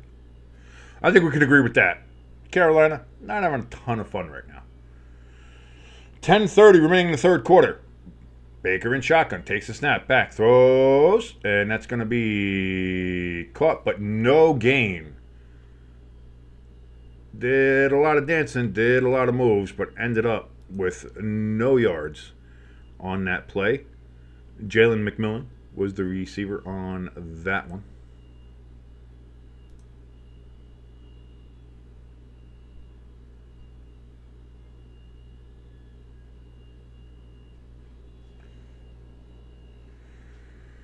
Pecan in the chat says that I can go ahead and put the Saints in the Booty Cheeks 5. They will not be offended. I don't see, the Saints are bad, but are they one of the 5 worst teams in the NFL? I don't think so. Again, handoff to White, and again, White's going to get about 5 to 6 yards on the carry. So now we have third down coming up. 3rd and 6. I only give him 4. Sorry about that. Thought he got a little bit more than that, but so 3rd and 4 coming up here for the Buccaneers. As we see, it's a little bit breezy down there now in the Bay.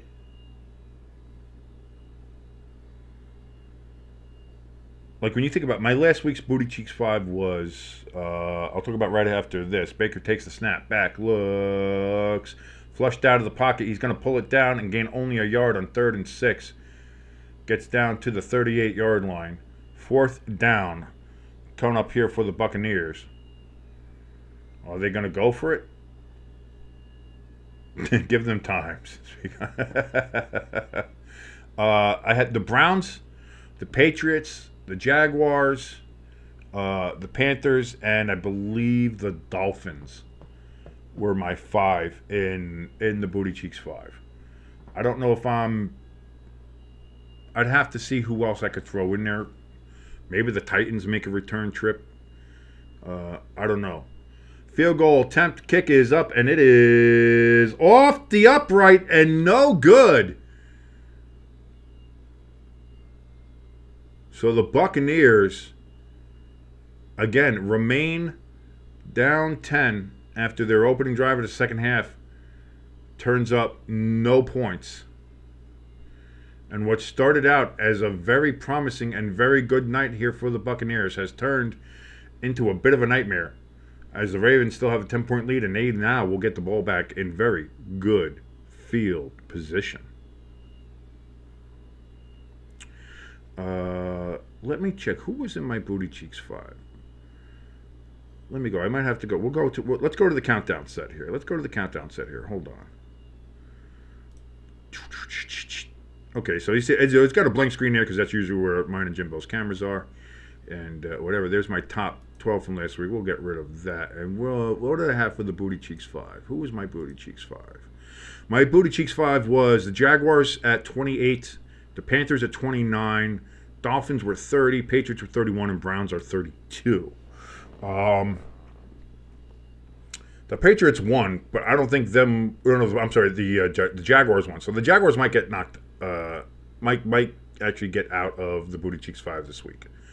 But the Panthers, I think, are definitely in and probably moving down. The Dolphins are probably going to stay where they are, and the Patriots and Browns are probably going to stay where they are.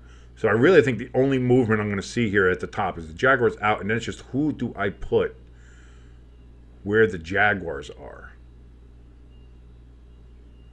That's going to be the question. That's going to be what I'm looking for. I don't know. I don't know who I should put there. Should it be Tennessee? Tennessee's been in the Booty Cheeks 5 in and out all year for me.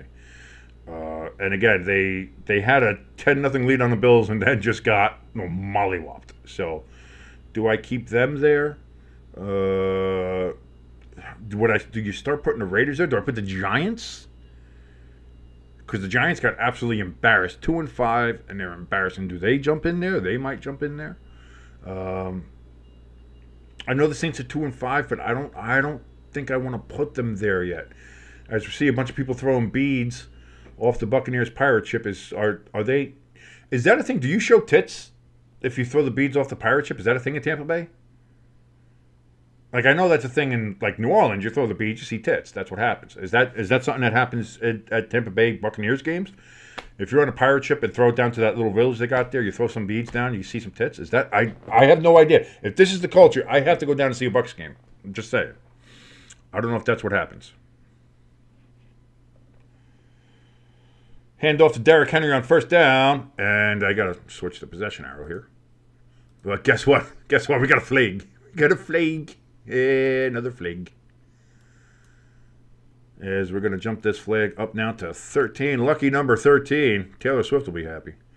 Holding on the Buccaneers. 5-yard penalty. Automatic first down. Tua said he's playing till death do us part. He said, are you going to wear a guardian cap? Nah. Why not? Personal choice. That sounds like something somebody with severe brain trauma would say. But again, listen. At this point, you can't nanny people, and that's the other thing too. Like, we can't.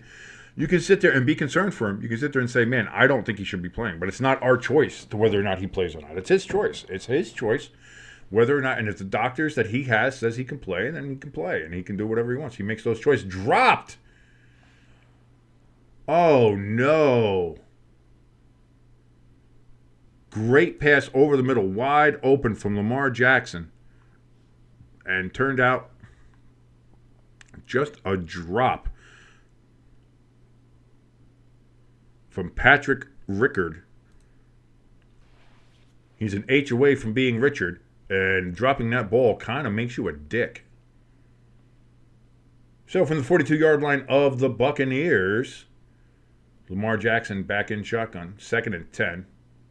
Zay Flowers in motion, takes the snap. It's going to be handoff to Derrick Henry, as he's going to gain about 4 yards. Guess what? Guess what we have?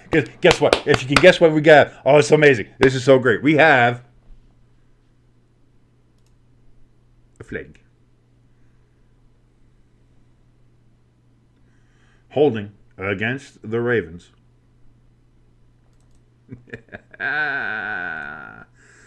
Oh, dear sweet Lord. Up to 14. Up to 14. We're only 6 away from 20. And again, just as a clarification, because I know there's a lot of other people, and especially Tom Grassi, who does the laundry count or a penalty count, or they do their own flag count. My flag counter is for every flag thrown. Doesn't matter whether it's eventually picked up and waved off or declined or whatever. If the flag is thrown, it is counted. 2nd and 17. Lamar Jackson back, looks deep throw, big ball all the way down the field, open, caught, touchdown.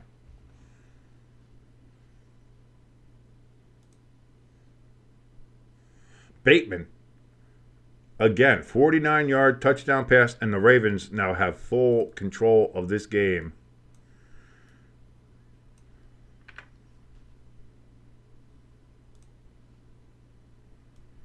As they are about to be up 17 points, and now the Buccaneers are facing, man, for what was such a great first quarter, it has been an absolute and utter collapse for the Buccaneers since then.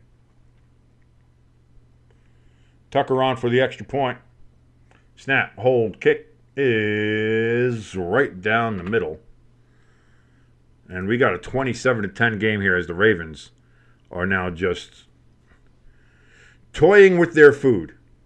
They are just playing around here with the Buccaneers.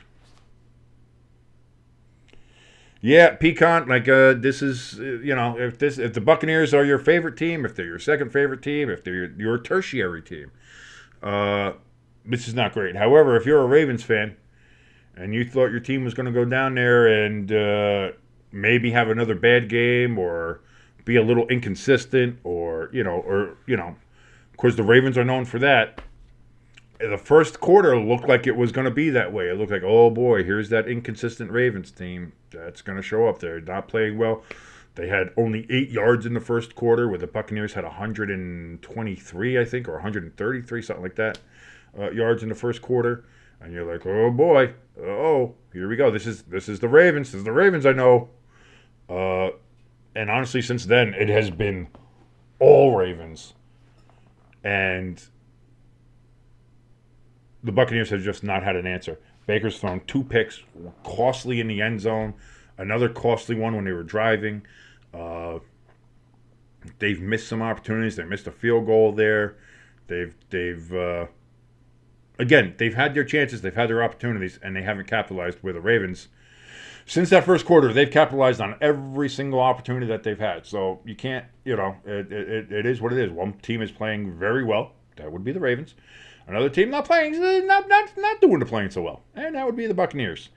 And my fear now is that even if the Buccaneers do offensively turn it around, if they're like Baker's able to go ahead downfield, score a touchdown, that's great.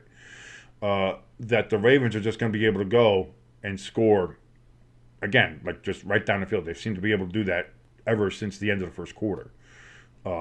So as much as the Buccaneers might be able to score from this point, I don't feel like they're ever going to be able to catch up now to the Ravens, unless the Ravens have an absolute total collapse, and I don't foresee that. I don't foresee that happening. So,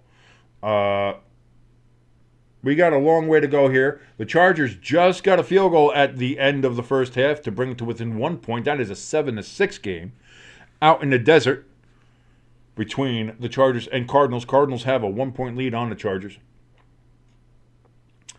And this game is quickly becoming out of control. 17-point lead for the Ravens, 27-10 against the Buccaneers down at RayJay Stadium.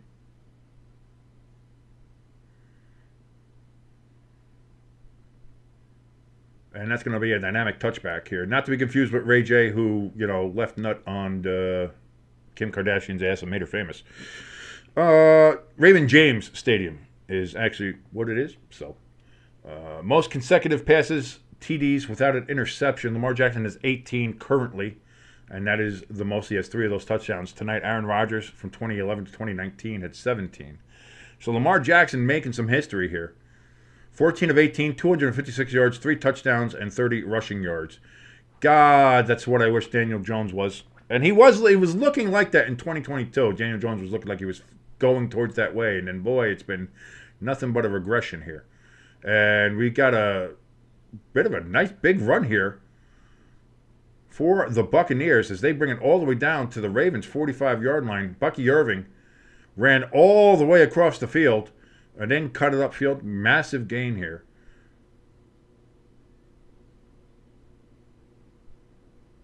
About a 25-yard gain for the Buccaneers.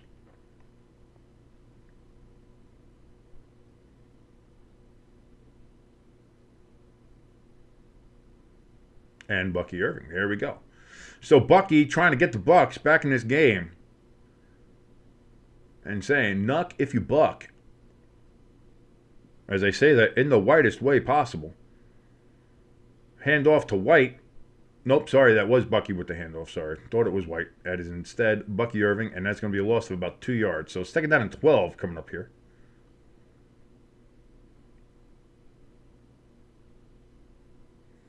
Bucky Irving's name is actually Marquise, nicknamed Bucky by his father, who sadly has apparently passed away.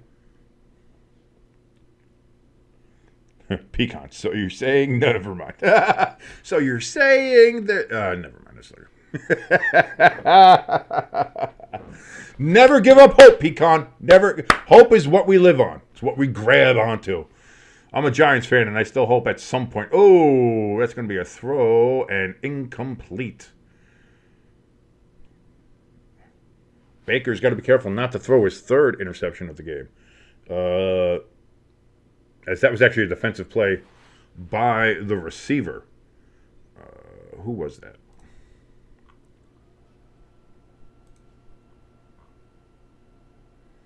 Trey Palmer. Actually made a pretty decent defensive play there to keep that from being an interception. So 3rd and 12 now. Buccaneers have to do something. And they got to start doing it quick here. Baker Mayfield back, getting pressured, and gets sacked. 2-yard loss on that sack. 4th down and 14 coming up, and the Buccaneers are going to have to punt. And what was already kind of an ugly game can get a little bit uglier. We'll see what happens here. Still got to hold on to hope. Like I said, as a Giants fan, I'm still hoping that at least we can beat the Cowboys on Thanksgiving and maybe get the second win against the Eagles somehow, some way. Maybe we fired. There's hope that we fire Dable. There's hope that we fire Shane. There's hope that, any number of things can happen. But hope eternal is always going to be the sport. And guess what? We got a flag.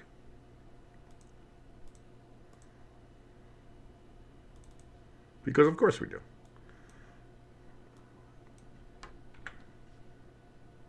You can always hope that you get more flags.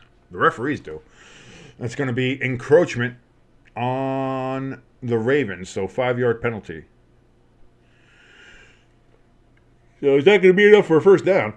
I don't know if you can add it to the end of the run. Nope, they just decline it. So first down, Ravens. As we head to a commercial break. Thank you so much for joining us here on Stay Tuned Sports. I'm not heading to a commercial break. I don't have any commercials to sell as of yet. Boy, would I love some sponsors. That would be nice, but we are a long way from that as we don't have quite that many subscriptions yet, and we don't have that many followers yet. But hey, listen, you know how that helps? You can help with that. That's it. I can only do so much. I can just sit here and babble away and talk a bunch of nonsense, which I'm very good at doing. I'm a master bullshitter. I'm from New Jersey. It's what we do. But to help us get more subscribers, that's going to be on you. You guys got to go ahead and subscribe to us. So if you're watching along and not yet subscribed, please go ahead and hit that subscribe button. Helps us out tremendously. Also, while you're here, hit the like. That helps too. That helps with the algorithm. YouTube then gets happy. It's like, oh, well, like, algorithm gets happy. Hungry algorithm needs likes.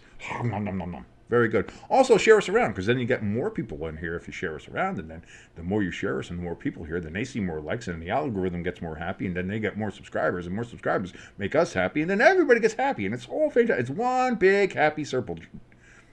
Maybe not a circle jerk, but still.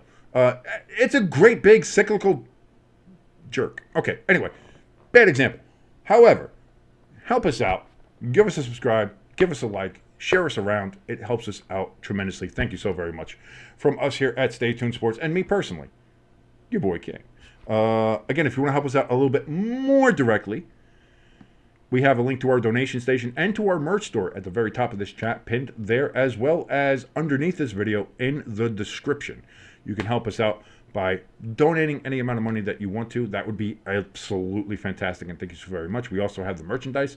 More stuff's being added all the time. Right now, the newest item we have in there is our 8-bit Steelers helmet. We also have Seahawks stuff in there, Packers stuff, Giant stuff, obviously, Eagles stuff, some Jets stuff. And more stuff I said is coming all the time. So you can help us out with that. Right now, the current leader in the clubhouse when it comes to the donations is Pecan himself. We got $15 is the current amount, as we see right now going across there. Top contributor, Pecan. $15 donation if you want to get your name in the ticker. Has to be a little bit more than $15. But like I said, any donation matters, and we love every single one, and we appreciate it. And of course, we will give you a shout out no matter who it is. Bryce was the previous leader. We also had Imram, who donated $5 as well. And now we have Pecan, who gave us a donation. Again, thank you to all three of you, and anybody else who feels like they're going to donate to us. Thank you so very much. So now Baltimore has the ball on their own 8-yard line. Hand off to Derrick Henry, and he's going to pull it upfield, and he's gone 20, 30, 40, 50, 40, 30, 20, 10. He gets knocked out at the 10-yard line. 82-yard run from Derrick Henry. And it is first and goal for the Ravens. Womp, womp, womp.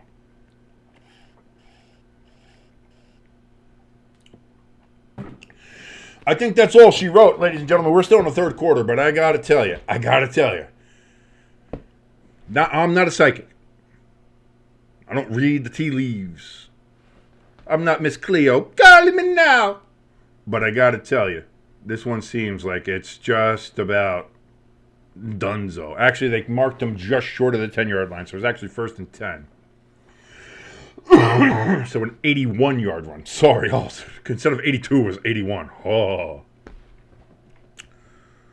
3 yards on that first down run for Derrick Henry. So 2nd and 7 now coming up. Derrick Henry with 8 rushes for 118 yards, averaging 14.8 yards, but 15 yards a carry. Get the fuck out of here. How are we going to stop? Come on. Again, Derrick Henry with the carry. And this time he's going to get about 4 yards. So it's going to be about 3rd and 3 coming up here for the Ravens.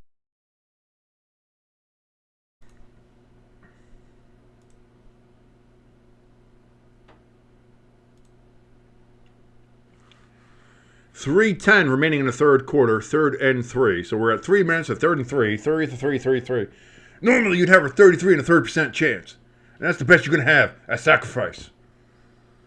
Oh, tipped ball at the line of scrimmage, incomplete. So 4th and 3 coming up for the Ravens. Do they just go for it? It appears that's what they're going to do. As the offensive line isn't walking off the field, nobody's walking off the field. So the Ravens are going to try to put this one to bed right now.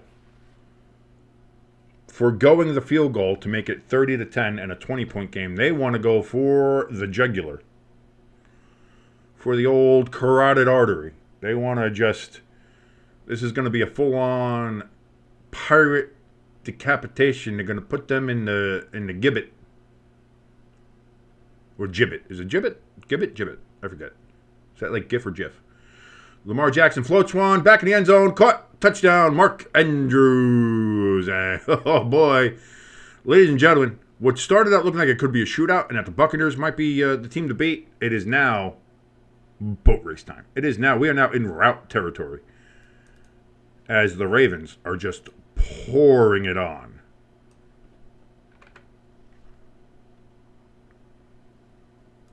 $33-10, and the extra point is getting ready to make it 34-10.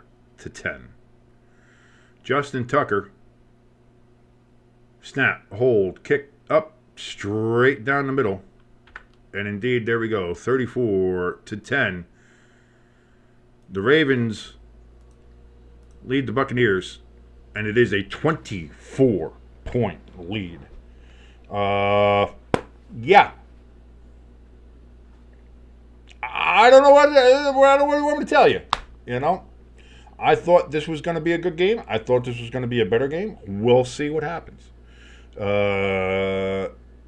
Might I switch over and look at the Cardinals-Chargers game? Maybe.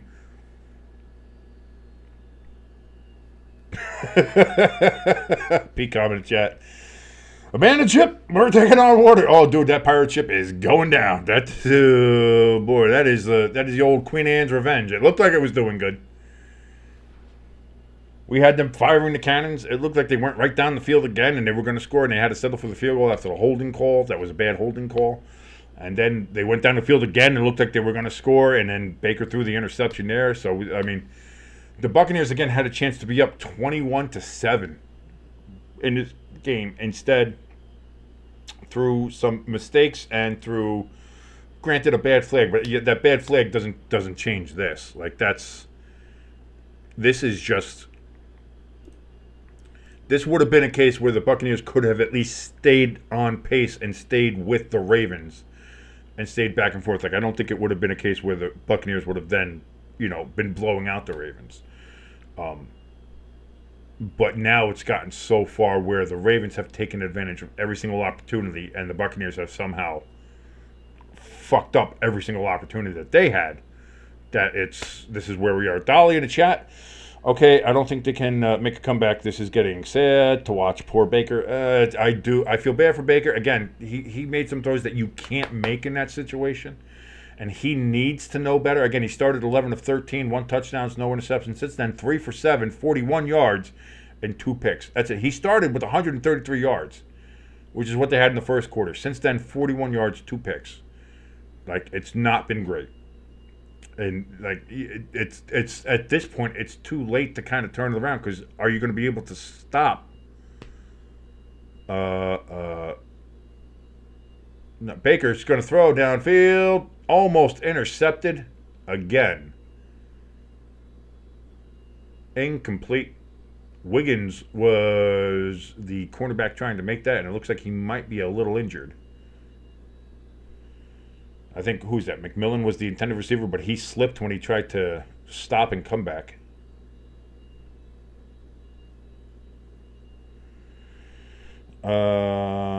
Josh the Great, neither can my fantasy team. My matchup had Justin Tucker.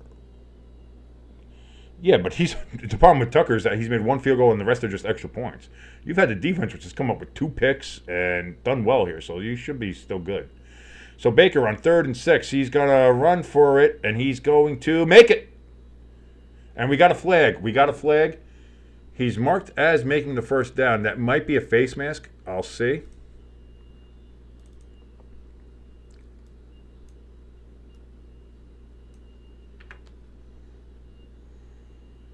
We have a personal foul, and we do indeed have a face mask. It looked like he might have pulled it. ELS in the chat. No Mike Evans. The Bucs are bad. I switched the Cardinals game. I don't think it's just I'm not saying that's because they lost Mike Evans. I think this was going to happen whether Mike Evans was still on the field or not. I'm going to be honest. I think this happens even if Mike Evans was still on the field. This isn't a fact of, we lost Mike Evans and now all of a sudden we suck. Like, I don't think that's what happened here. Dolly in the chat, after he threw 2 interceptions. Yeah, it was that one in the end zone is a killer. was an absolute killer. And yes, start of the third quarter. I do have that game on as well with this one. Baker, 3rd and 17. Oh, did they wait, what happened? I thought it was a face mask on Baker. They called it on the Buccaneers? What the fuck happened?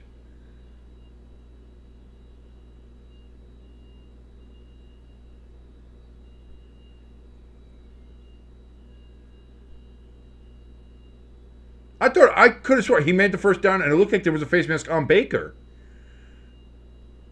Did they call Baker for the... Oh, my God. Am my eyes that just bad? Or... Okay. That's why I'm started paying attention to the chat. I was like, oh, they got a first down or whatever and wait for them to get back to it. And then I look, it's 3rd and 17. Like, what the fuck happened? All right, well, the Ravens are going to get the ball at about the 30-yard line after the punt. My God. Yes, the refs are outscoring the Bucs 16-10. Oh, next Monday night, Giants and Steelers. Yay! Yay!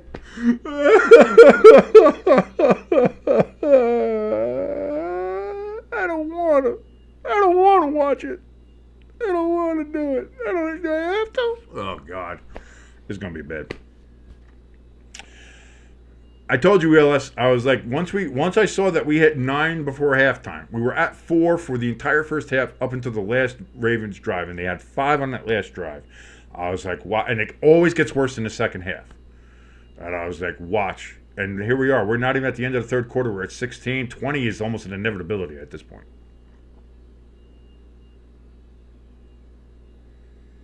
Now, again, I do have to explain this. I explain this all the time, and I know a lot of you guys that have been here and heard me, already know how I do my flags. But to anybody who's watching, who's new to this, new to the channel, first of all, hi, how you doing? Like, share, subscribe. Come into the chat, say hi. It's great for us. Great to see you. When I do my flag counter is for all flags thrown. It's not just accepted penalties. It's not anything like that. It's for every flag. Whether the flag is picked up by the referees and say, oh, mistake, sorry, we didn't mean to throw it, doesn't matter. Gets counted. Flag, if the penalty is declined by a team, doesn't matter. Gets counted. Flag is thrown, it gets counted. That's why it's a flag counter, not a penalty counter. So that's why we have 16 flags. And there's another one.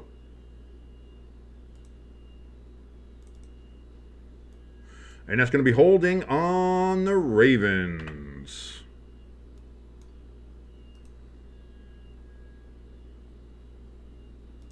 So there we go, up to 17 now. ELS King, I'm going to sign you up for therapy for how to be a good team. Step 1 for how the Giants to be a good team. Fire Joe Shane and Brian Dable. That's the first step. Then fire everybody else. And then start as if you're an expansion team. Keep Malik Neighbors and Dexter Lawrence, and that's it.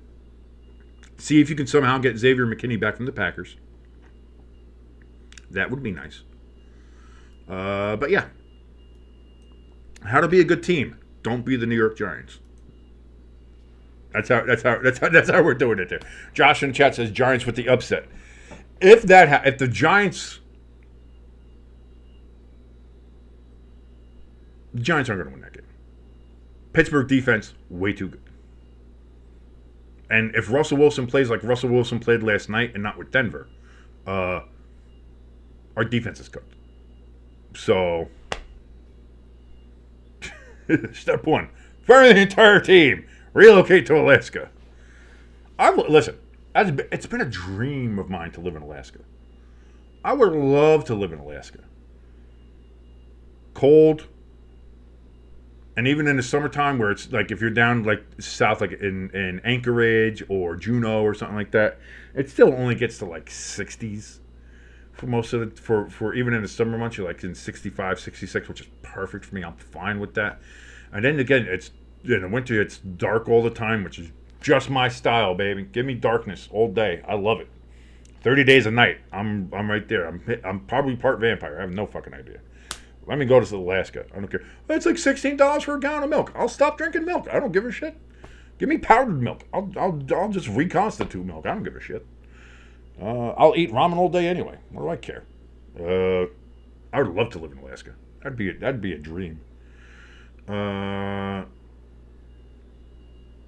Dolly in the chat says, I have hope for the Giants. Well, mostly. Well, again, as I was telling Pecan before, like, hope is what we sports fans hold on to. It's what we grip on. We love hope. We try to, hope is our security blanket. It's always about hope. We can always hope and hope that next year will be a better year, or that things will get better this year, or do something like that. However, having hope for the Giants is bordering on delusion. Because the Giants are hopeless. The Giants are literally hopeless. And again, I feel bad because I do defend Daniel Jones a lot, and I think if he was in the right circumstance with the right people, he could have been and maybe should have been a really great quarterback here in this league. But he just happened to be, drafted to a team that had Ben McAdoo, I think, or it was Joe Judge at that point. I can't remember if it was which regime it was under, but it might have been Joe Judge, and that was bad, and just everything about that entire situation was bad. And then he has to deal with that for 2 years, and then he gets Brian Daboll, and it looks like maybe something's going to happen. And then Joe Shane does nothing to improve the team or the offensive line, so they suck. 2nd and 15, Lamar Jackson's going to run for a first down all the way to the 42-yard line. So first down, fresh set of downs here for the Ravens after a 1st and 15. And again, like constantly changing head coaches, constantly changing offensive coordinators. He's had so many different coordinators. He has so many different head coaches now. This is his 3rd head coach, I believe, that he's had. He's had, I believe, 5 or 6 different coordinators, and an offensive line that, especially last year, was actively trying to murder him. So he was never in the right spot or right place to succeed in this league, unfortunately. And I think he could have been something special. And it just, unfortunately, the Giants were the wrong team to be with. 2nd down coming up here after a 1-yard loss by Derrick Henry on that run.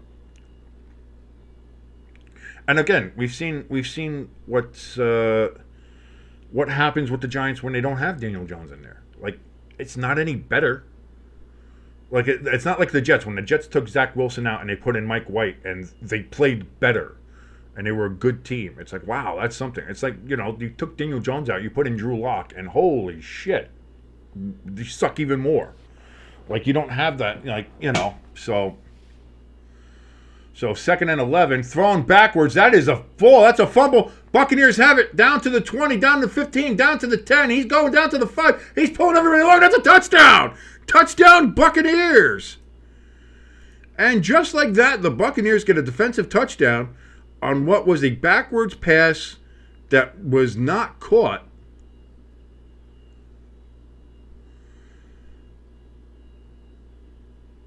Yep, that is definitely a backwards pass to Zay Flowers. Incomplete. Was his knee down when he had possession? That's going to be the question. I don't know. That's good. They're gonna have to look at this. Knee is down, and then he is touched. So they're gonna mark this back. So it's no touchdown. Damn it. Damn it. Damn it. Damn it. Damn it. No touchdown, but there's Buccaneers ball at the 30, which means that this is going to end with a missed field goal. If the Buccaneers this game has told us anything, McCollum there had the great effort, and boy, he Mark Bavaro'd everybody down the field.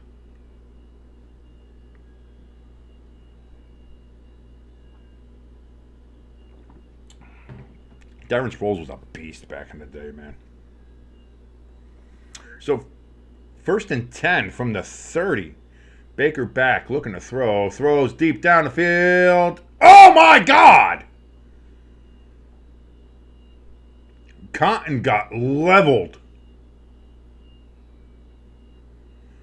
No penalty for hitting a defenseless receiver in this league now? That's crazy. Of all the flags thrown today, the fact that a flag wasn't thrown on that play is absurd. That's the definition of defenseless receiver. Like, if that's how you want to run things, like, wow. 2nd and 10 coming up here for the Buccaneers. Sorry, I got to move the possession ball. I forgot to move it over here. And that's going to be a loss of 2 yards. So 3rd down and 11 coming up. Like I said, this is going to end up with a missed Bucs field goal. Dolly in the chat, quick question. Are the players allowed to wear jewelry on the field or the bench? Because I think it's Flowers and he had... yes, they can do whatever they want. And it's dumb. You have these people wearing these thick-ass Cuban chains and wearing diamond earrings while they're putting a helmet on. Like, one good hit, that diamond earring is going to be embedded in the back of your skull. But they can do it. They can do whatever they want. This is, listen, dude, you're free to do whatever you'd like to do, as long as it doesn't injure somebody else.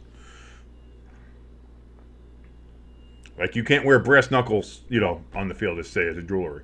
So 3rd and 11, Baker throws over the middle to Cotton, and that's going to be a 1st down as he again gets hit in the head, drops the ball, but he does recover it as Cotton is taking a fucking punishment here in this drive.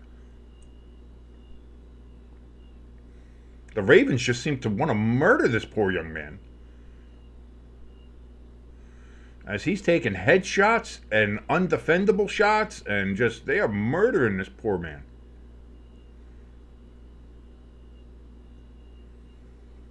But now 1st and 10 from the 20.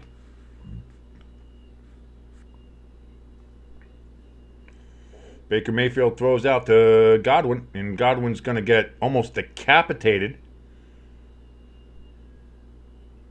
But he does make it to about he's just short of the 10. He's like at the 10.5 yard line.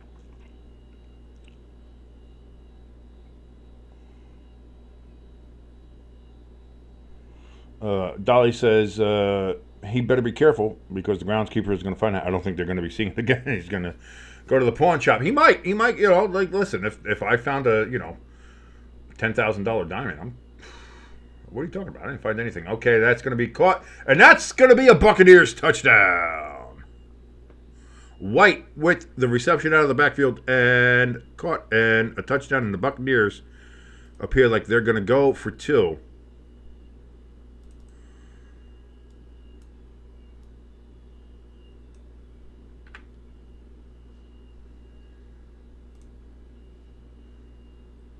So we'll see, because it would be 18.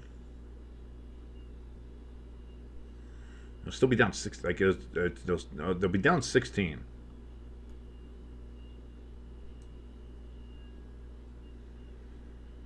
So I'm not sure maybe it makes a difference. I don't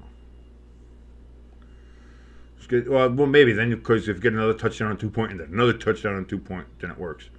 And that's going to be caught. And the 2-point conversion is, in fact, good. So they get the first one.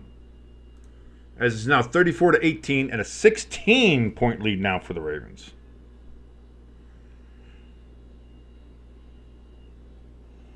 Dolly in the chat saying that they might come back. Hey, 11 minutes left. They need more defensive stops. They need turnovers. So if the Ravens all of a sudden just have massive brain farts, forget how to play football, and just start turning the ball over tremendously, Buccaneers got a shot. But the Buccaneers don't have a shot unless the Ravens screw up. So the Ravens have to, now the Ravens have to make mistakes for the Buccaneers to get back into this game. That's what needs to happen. And that right there was the first one. That's a massive mistake. You can't throw the ball backwards and then not have your guy catch it. And then be like, oh, I missed it. You can't do that. So we'll see. But, hey, listen, a touchdown's a touchdown, and now, again, 16 points. Now, technically, only 2 touchdowns down. If the Buccaneers get another touchdown and a 2-point conversion, then they'll be down 8, and then they get another touchdown and 2-point conversion, and then the game will be tied. But we're a long way from that. But you never know what happens. So if you are watching along with us, thank you so much. My name is King. This is Stay Tuned Sports. If you're watching along with us and not yet subscribed, please hit that subscribe button. Helps us out tremendously. Also, notification bell. Bing! Hit that. Make sure you hit all notifications so you know whenever we go live. We go live, of course, for every single primetime NFL game and also for Giants and Eagles games, as my broadcast partner here, Jimbo, is a big Eagles fan. I'm a big Giants fan. And the Giants have next Monday night's game. Oh, God, dear sweet Lord, help me. God, don't. Oh, God, give me the strength. Give me the strength to get through. Snabdo Patriot, Filiet, Spiritus Sancti. Amen. Anyway, Yes, thank you so much for joining us here. Hey, chat's open. You want to come into the chat, say hi, say hello, say how you doing? You are more than welcome to. It is fantastic in here. Let me tell you, the party never stops in the Stay Tuned Sports chat room. In fact, it may never get started, but it gets going. It's fine. It's fine. Again, if you want to help us out more directly than the liking, the sharing, the subscribing, and all that wonderful stuff, we have links for our donation station and merch store right at the top of the chat. Pinned right up there, so it's easy access. You can just go bing, bing, boom, and do that. Also, in the description under this video, those same links are there as well. Thank you so very much, everybody, for joining us. ELS, he's got to go. Need to get some sleep. Have a good night. ELS, thank you once again for joining us for a beautiful Monday night football game that is maybe just starting to get good, but we don't know. But get yourself some sleep. I know everybody's got responsibilities in this world. That's why Jimbo doesn't join us here, because he's got to get to sleep for work. So that's why I'm here for you guys. Pecan in the chat says need a 3 and out, and the Buccaneers definitely need a 3 and out or another turnover. Either way. And that's going to be a dynamic touchback here for the Buccaneers, and the Ravens will get the ball at the 30-yard line.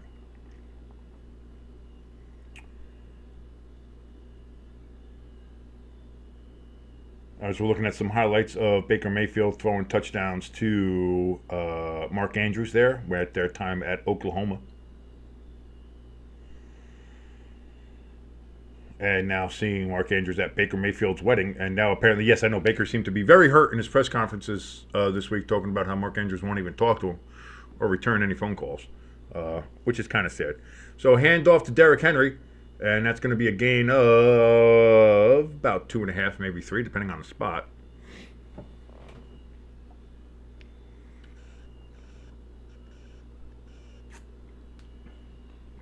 As we have 11:06, 5, 4, 3 remaining here in the fourth quarter. 11 minutes now.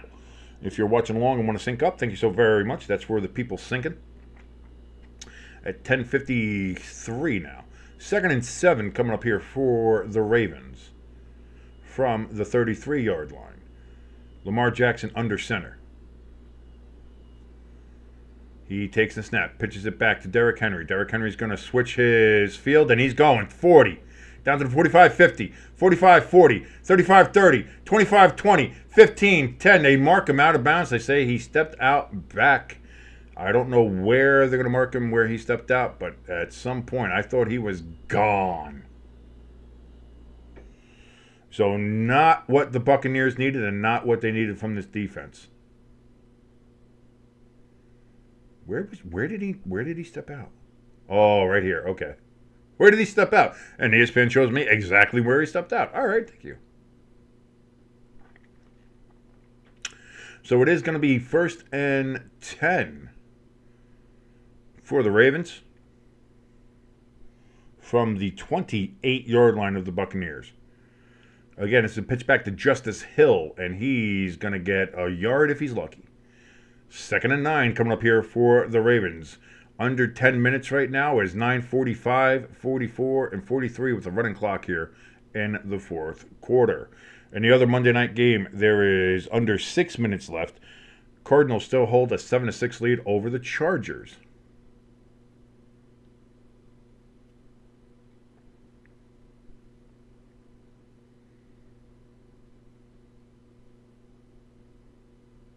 Second and 9, 9, 19, 18, 17 left here in the fourth quarter. Lamar in shotgun. He's got Derrick over to his right. It's going to be a handoff to Derrick Henry, and he's going to get 2 yards on the play.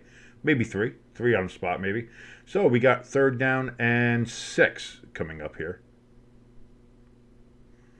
Because more like 3 and score. Yeah, I was going to say, 3 and out, not exactly happening. And again, this is not good because the Ravens are eating clock, and you're noticing they're making sure that play clock goes all the way down. They are not snapping that ball quick. They are not snapping in a hurry. They want to make sure they get as much time off the clock. They're going to eat clock and eat yardage.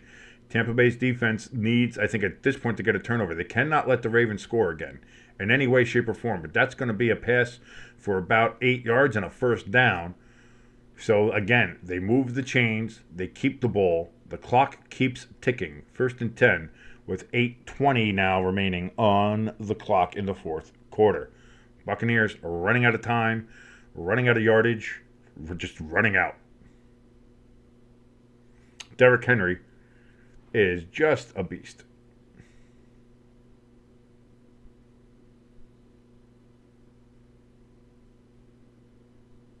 So here we go. 1st and 10 from the 17-yard line. It's going to be a pitch back to Derrick Henry, and he's going to get a yard gain.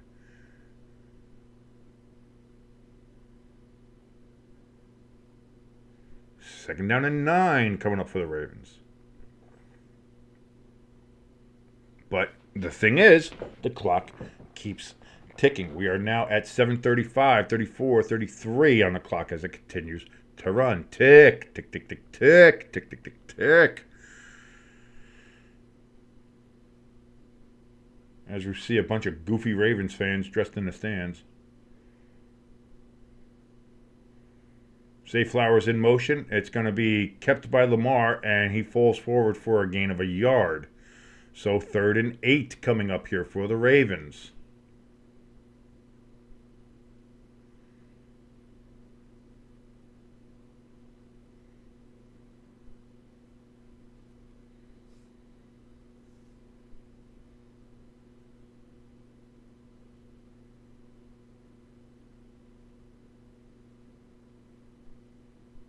We're seeing all the playoff exits, which we've seen, and everybody knows Lamar is not great in big games. 3rd and 7. Lamar back, looks, throws, wide open. Derrick Henry, first down, touchdown. Oh, boy, oh, boy, oh, boy, oh, boy. So now the Ravens have cracked 40. 40 burger now put up.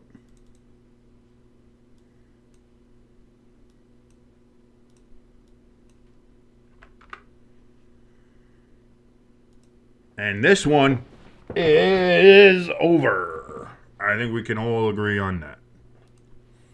We all talk about hope. We all talk about possibilities. And, well, it's possible that all hope is lost. 6:32 left as Justin Tucker is going to take the field here for the extra point. Snap, hold, kick up is good. 41-18 is the score we have here in Tampa Bay. Boy, oh boy. It's running out of hope. The hope is empty. The hope chest is empty. If you're a Tampa Bay rooting person, individual, as Dandy Don Meredith used to say way back in the day, even before my time on Monday Night Football, turn out the lights, the party's over. They say that all good things must end. Let's call it a night. The party's over, and tomorrow starts the same old thing again. Because that's where we are. Yeah, turn out the lights, baby. Turn out the lights. The party is over down in Tampa. It seems to be a curse of blowouts with these teams. I'll tell you what, man. It's just we had a lot of close games yesterday. The Giants were the biggest blowout. Hey, listen, this is the other thing, too. Like, yeah, the Giants got blown up, but the Giants also didn't score a fucking touchdown. We got 3 points. We haven't scored a touchdown at MetLife this year. The Giants play better on the road. At least the Buccaneers scored a touchdown. They scored 2. Hey. That's more than I'm used to seeing as a Giants fan. But, yeah, this game is, I'm fairly certain to say that this game might be over. The other game, that looks like a slog to get through, though. It's 7-6. It's a closer game, but boy, does that look like it's a pain in the ass to watch. Josh and chat, first the Saints blow out, 2-5, now the Bucs blow. The Saints are now about to get blown. Yeah. Yeah. You know, it's everybody gets their turn of the barrel. Apparently, you know, you think one team blows out somebody and then they get blown out, and then the team that blows them out, they get blown out, and just everybody's getting blown so far in the NFL this year. It's just a series of blows. Everybody, you just can't help but getting blown. That's the thing here with 2024, man. Is you look around and you look around at everybody else and you're like, when is it going to be my turn to get blown? And I mean, the Giants get blown. They don't blow. The Giants are never going to blow, but they get blown a lot. When is it going to be our turn? So stupid. So stupid. Thank you so much for watching here on Stay Tuned Sports. I'm your boy King as we are watching, we're watching a blowout here. And if you're enjoying watching things get blown, then you're enjoying this game. God, as ever, was just turning this off because the guy who's hosting it has the humor of a 12-year-old. I do thank you for watching us here on Stay Tuned Sports, however. And if you do enjoy watching this, please, and you're not subscribed yet, please give us a like, give us a share, give us a subscribe. Ravens have 508 yards of offense. Jesus Christ. Jesus Christ. Baker's back to throw, and he's going to complete that to White. That's going to be a 5-yard gain. 2nd down and 5 coming up here for the Buccaneers.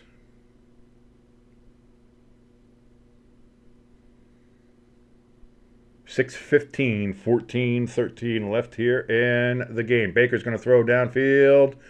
Almost picked off, but instead caught by Cotton. Went right through the Ravens defender's hands. Landed in Cotton Otton's. He goes, grabs it. And now the Buccaneers have it at the Ravens' 37-yard line. Cade Otton tonight. He's had a couple good catches, and he's also been targeted by the Ravens just to be, for murder. I don't know if I'm not sure what he did, but apparently he angered somebody on the Ravens. Because they've been trying to murder him all game. 2nd and 4. Baker's going to step in the pocket. Throws down the field. Incomplete. Short hop it to, I don't know who's that, McMillan?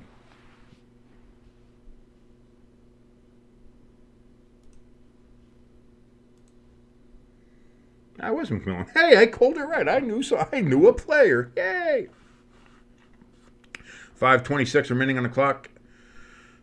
It stops, obviously, with the incomplete pass, and 3rd and 4 coming up here now for the Buccaneers. Chris Godwin, 6 targets, 4 catches for 35 yards.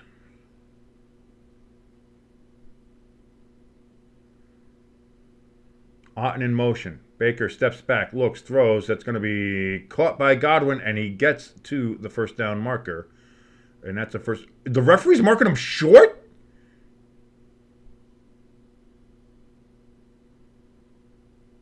No, that's a 1st down. When his knee's down, the ball's over the line.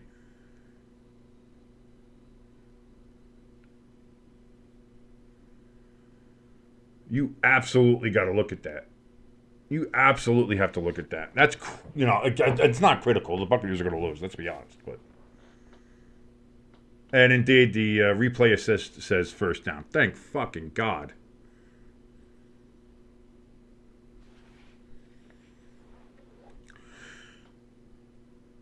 So here we go. Now under 5 minutes to play. Baker back to throw on 1st down. Throws. Deep ball. Caught. Down at the 5-yard line. Otton again gets flipped over. As again, the Ravens seem to have some sort of blood death oath to just murder Cade Otton in this game. And we've got movement. And it's going to be against the Buccaneers. We're up to 18. Will we get to 20 flags thrown in this game?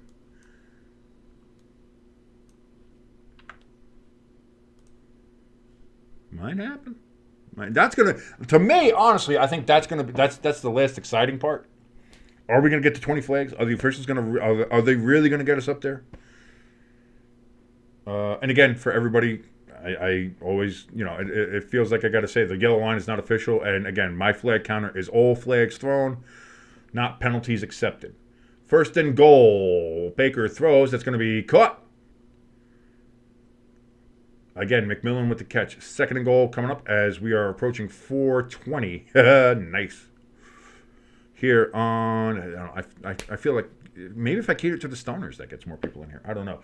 2nd and goal, running. Did he push himself in? That's going to be close. They're going to mark him short. Bucky Irving did everything he could to get into the end zone, and he was even pushed, but they're going to mark him short. 3rd and goal coming up.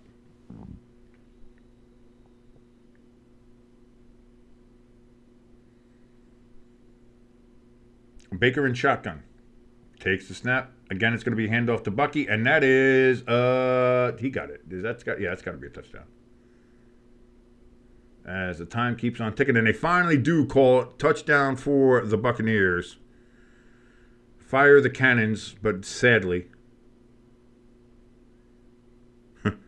Pecan in the chat. That's not a hole for. Go refs. Throw that flag. Throw that flag. Throw that flag. Get us to 20. Be aggressive. Be aggressive.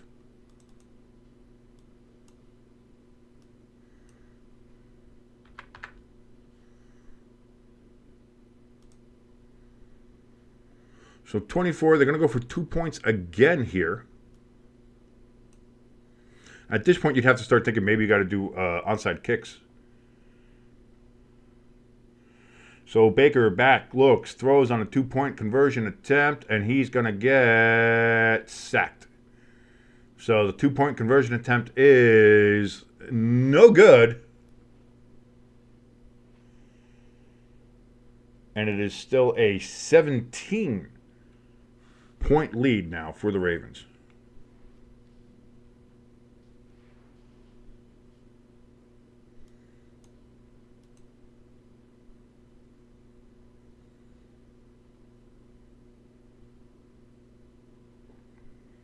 Notre Dame and Navy, noon on Saturday. I will be there for that game along with our good friend Jimbo. We'll probably try to put some videos together of our trip to see Notre Dame there at the big HVAC.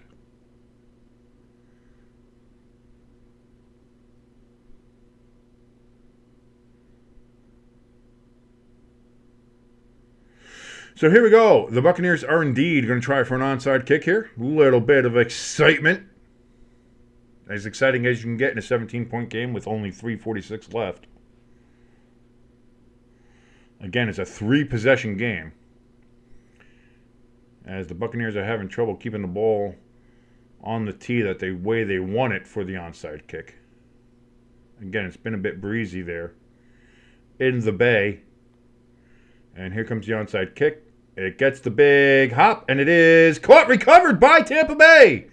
Tampa Bay has recovered the onside kick. Holy shit. I never thought I'd see that. So we have a good onside kick. Hey, ladies and gentlemen. Listen, okay. Hope it's done, but it's still cool to see.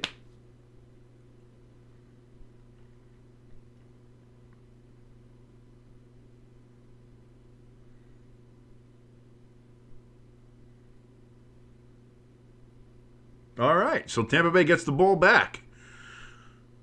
And let's see. Maybe they just make the score a little bit more respectable. Let's see.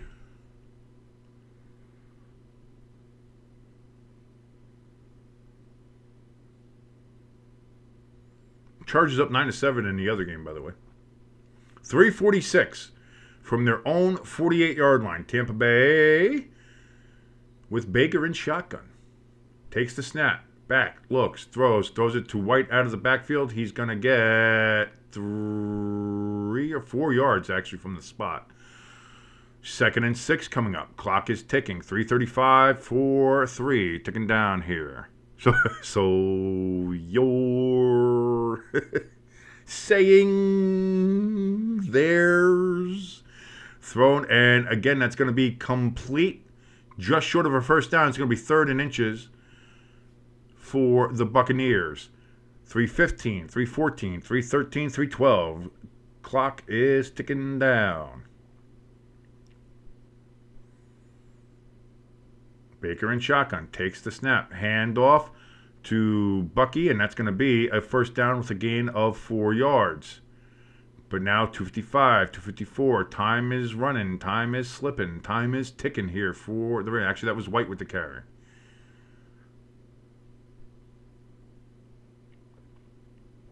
Baker in shotgun takes the snap. Back, looking to throw. Ravens rushing. Cotton. He gets the catch. I know I'm just going to call this guy Cotton the rest of his life.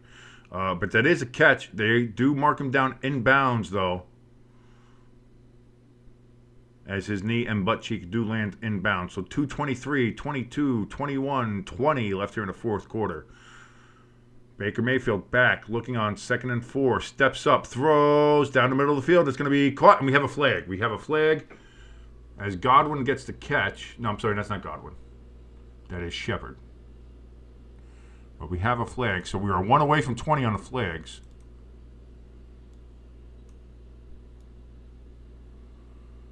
And they're seeing illegal contact on the Ravens. Penalties decline. They will take the ball where it is.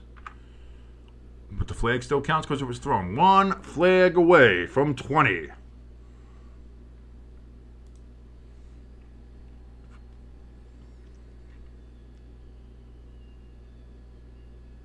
Offsides flag, and there it is, ladies and gentlemen. We got it, number 20. We have reached it, 20 flags here on Monday night. 20 total flags thrown. Congratulations, officials. Congratulations, Mr. Officials. You guys, listen, we didn't think you were going to be able to do it. We didn't think you wanted to do it, but you got us there. You got us there. Through grit and determination and through poor eyesight, you got us to 20 flags. Congratulations. Baker Mayfield on 1st and 15 throws all the way down. It's going to be caught. Did he get it in? 2 feet in? They're saying no. They're saying incomplete. He did not get both feet down. Or did he not maintain possession? I couldn't quite tell at the end of the play if he dropped it or not. Let's see. The ball sailing down. He does catch it, 1 down, and it is just out. And then he drops it anyway, so it didn't matter. So either way. Yes, the Buccaneers 24, the officials 20. It is very close. Can the Buccaneers pull away here from it? They may not be able to catch the Ravens, but they got to see if they can pull away here from the refs, because the refs might make it a close one. Baker Mayfield here on 2nd and 15. And that's going to be thrown, caught, and a touchdown for White. He just walks in unattended. 1:58. We are going to be at the 2-minute warning here, but the Buccaneers do score.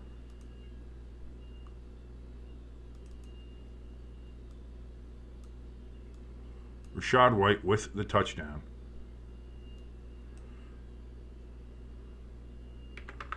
And, of course, it feels like they will be going for another 2-point conversion. At this point, why not, you know?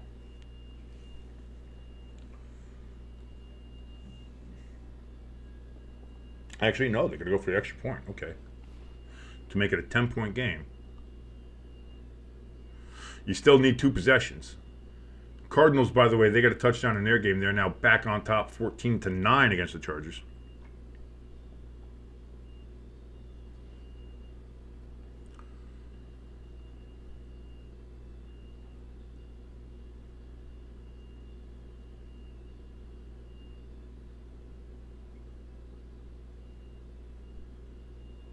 I don't know what the Ravens are doing. I don't know what's going on here.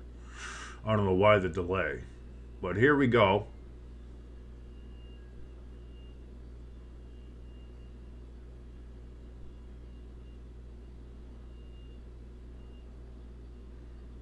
Extra point, snap, hold, kick up, and it is good. So it is now 31 to 41. 10-point game.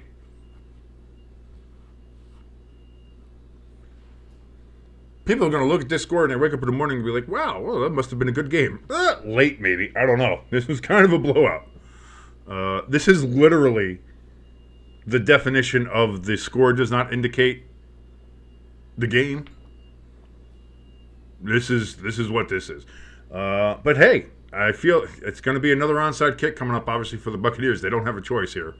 Coming out of 2-minute warning, do they get another one? They did the first one to perfection. Got the perfect hop and everything.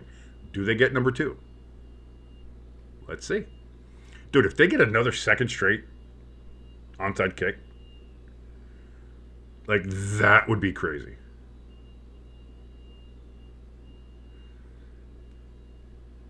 Again, thank you so much for joining us here on Stay Tuned Sports. My name is King. If you're watching along, chat is still open for the last little bit of this game. If you want to come in and talk, say hi, say hello, just, give us your thoughts on what this game has meant to you.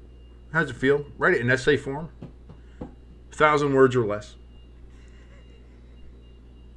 not your English teacher. Don't worry about it.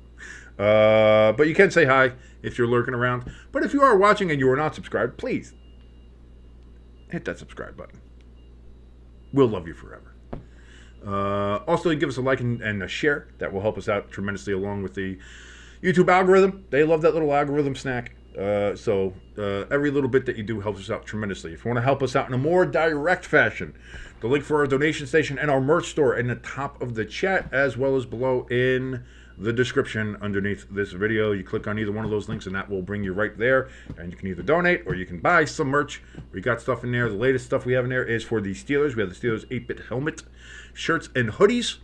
All in the Steelers gold, in Steelers black, or in athletic gray. I don't know why I said athletic gray in an ASMR voice, but I did. So, also got Seahawks stuff there, Green Bay, Giants, Eagles, Jets, and more stuff coming all the time. So keep an eye out for that and keep looking at those links as they're updated all the time. So let's see here. Another onside kick for the Buccaneers. No, the Ravens are the only team that have an onside kick recovered against them all year, and it's happened to them twice. Will this be number 3? Onside kick again. Again gets a big hop, and oh, it was there for the Bucs. It was there. It was another perfect onside kick, but instead, the Ravens come up with it. I gotta say, those were 2 of the prettiest onside kicks I've ever seen from a kicker. Those were done to perfection. But the Buccaneers only get one of them, as the Ravens will now have the ball. The Buccaneers have 3 timeouts. Will they be able to hold the Ravens here? As I'm sure the Ravens are just going to hand the ball off and run, which is what I would do. Run the clock out. Justice Hill's in the backfield. Lamar's under center. Takes the snap. Actually, no, they don't have Lamar in there. They took Lamar out. Oh, wow. But it is a handoff to Hill, and that's going to be no gain. That's kind of disrespectful. It feels disrespectful.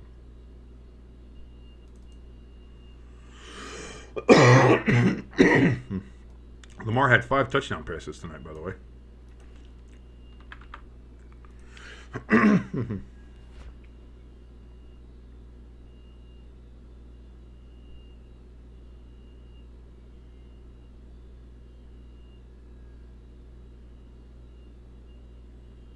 As we look at Lamar on the sideline. 1:52 remaining. The Bucs did take their timeout. First timeout of the half.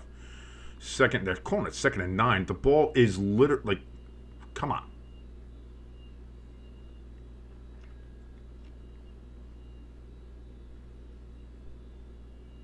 So, backup quarterback there. Again, a handoff, and that's going to be a 2-yard loss, and another timeout here coming from the Buccaneers. They might get another shot here. 1 timeout remaining here for the Buccaneers, the home team.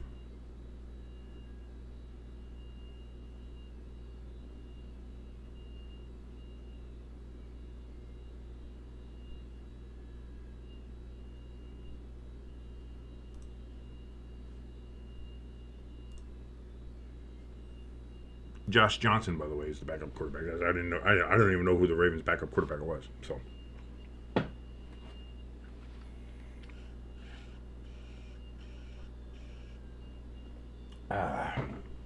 Third and 11. Now coming up here for Josh Johnson and the Baltimore Ravens.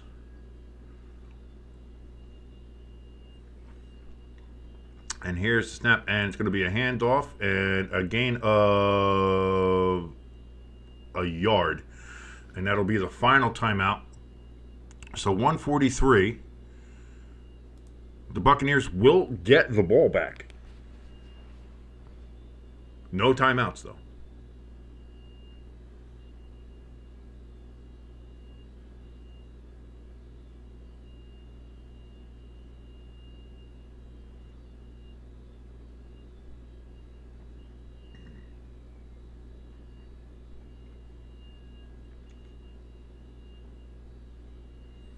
Chargers going for a field goal in their game to make it 14-12, as the Cardinals currently have the lead there. with 12 minutes and 20 seconds of the fourth quarter. So here comes the punt from the Ravens.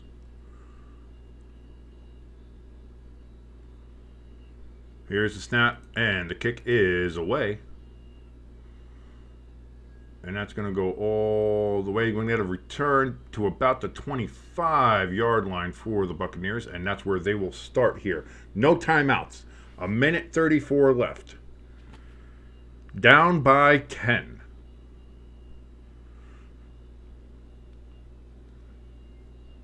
Here's the thing. If you get in the field goal range, do you take the field goal now and go for the onside kick, or do you try to get the touchdown first and then go for an onside kick? Like, how do you do that?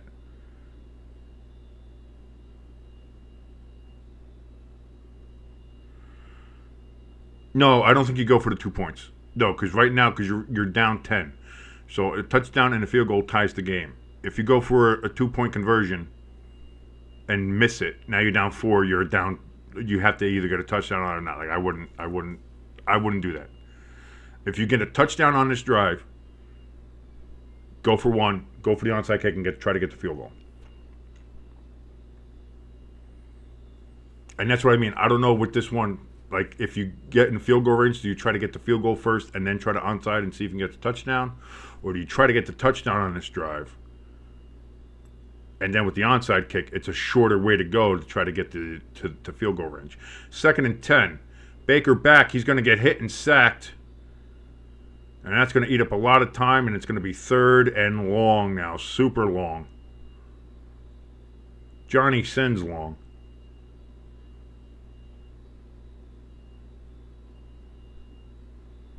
As that's something that could not happen. And the Buccaneers' protection just breaks down, and Baker gets hit on the blind side. 1:03 left in the game. Baker throws over the middle. That's going to be caught. It's going to be first down, but the clock keeps ticking. They have no timeouts. 57, 56. Godwin is down. 55, 53. They're going to stop the clock, but that's going to cause a 10-minute runoff because they don't have any timeouts left for an injury timeout. Godwin is down and hurt. But that's going to leave 43 seconds left for Tampa to work with.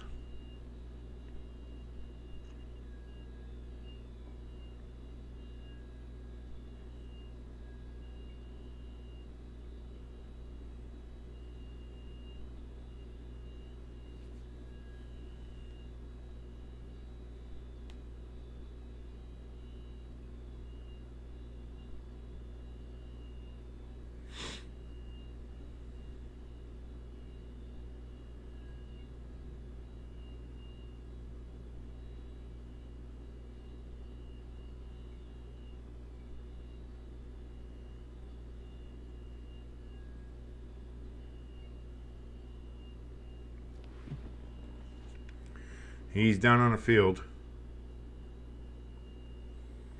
Not looking great. Not looking great. 43 seconds left. Godwin is hurt. It's it's not. This is not good or fun times for the Tampa Bay Buccaneers.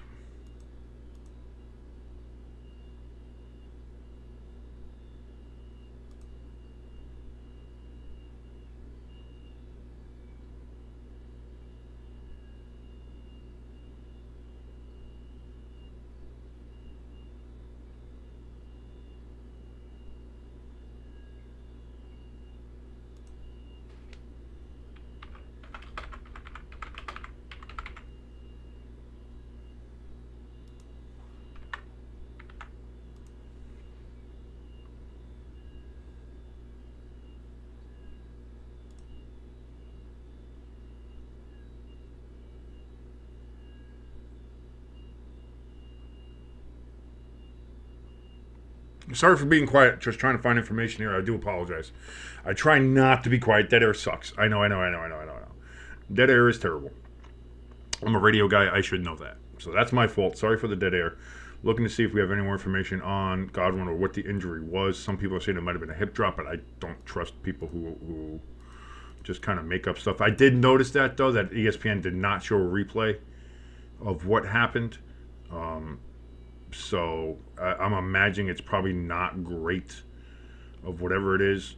Maybe it was indeed a hip drop tackle that hurt his ankle. I've heard some people say it looked like it might have snapped or something like that. I don't know. I certainly hope not.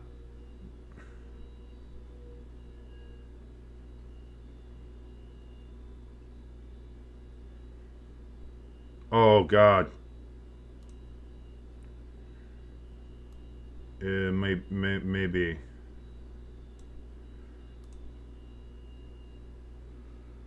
That indeed may be what happened.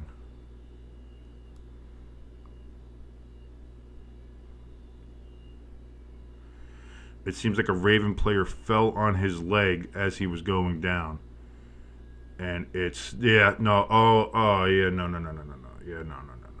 Yeah, Godwin's done for the season. Godwin's done for the season.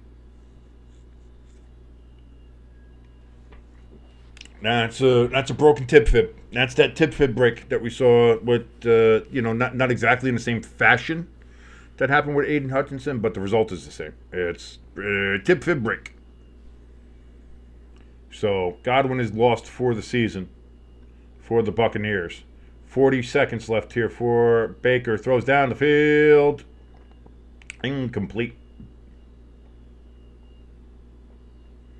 2nd and 10 coming up here for the Buccaneers.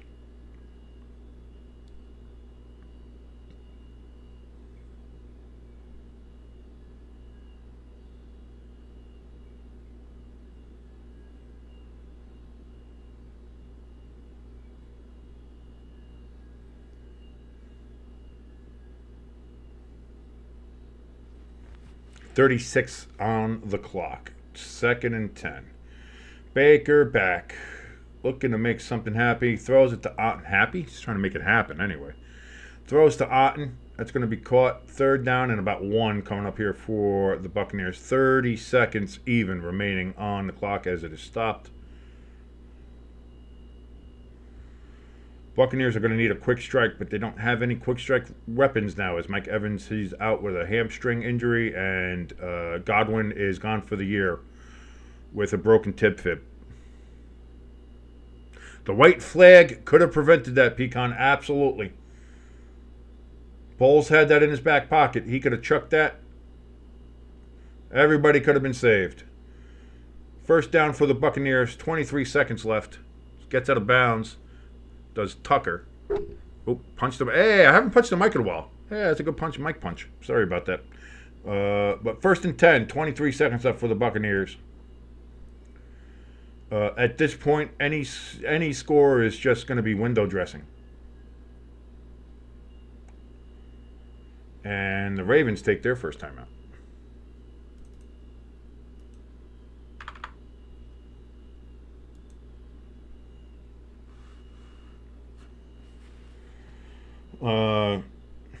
I mean, it'll be nice window dressing, but it's going to be window dressing nonetheless. And now you've lost Chris Godwin for the year. I already saw some people complaining and saying, like, why would they still be in at garbage time? Again, as we were talking about it in here, Pecan, you're only down 10. Please don't remind me about the fucking Giants and Steelers game next Monday. You're only down 10. You still had some time with no timeouts left. If you got down the field quick enough, you could either get a field goal, get an onside kick, or touchdown and an onside kick. And again, you already recovered an onside kick in this game, so it can happen. Like, it wasn't super impossible. But after that injury, I think it really did make it impossible. And balls batted up in the air on 1st and 10, incomplete. 18 seconds left now. It's academic at this point. Any kind of comeback attempt is going to be no good. But now if you're the Buccaneers, you have to wonder what happens with the rest of the season. Trade deadline is coming up here. Do you try to maybe get a receiver? Do you trade for somebody? Is there anybody out there that you could even get at this point? I don't know. 2nd and 10. Baker back. Looks. Throws. Pump fake actually down the field. Incomplete down the middle of the field. 13 seconds left. 3rd and 10. Tucker was the intended receiver.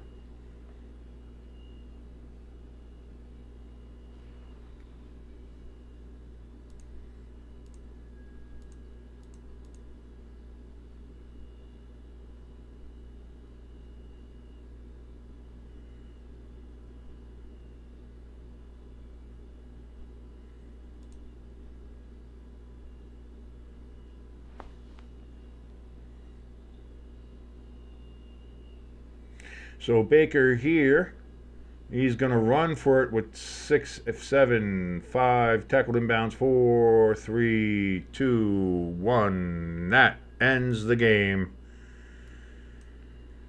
Ravens win 41-31, 10-point victory over the Buccaneers, but the Buccaneers lose more than just this game. Mike Evans out with a hamstring injury. We don't know for how long that will be. Chris Godwin gone for the season with a broken tib fib, and he will not be back. So, where do the Buccaneers go from here? I don't know what to tell you, and people are going to have some crazy answers or questions or all these other things about the garbage time or whether they should have been in or out or anything like that. And all I can say is I think that the Buccaneers still had time. I don't think it was quite garbage time yet at that point where you're trying to come back and, again, you're only 10 points down, a touchdown, onside kick, and a field goal, and you got a tie game, and it could happen. Like worse things, more certain things like that happen. That is bad until you're a Bucs fan, until Godwin Evans is so now what for the Buccaneers? That's what I'm saying, brother. That is what I'm saying. I don't know what's going on for the Buccaneers and what the rest of this season holds for the Buccaneers, but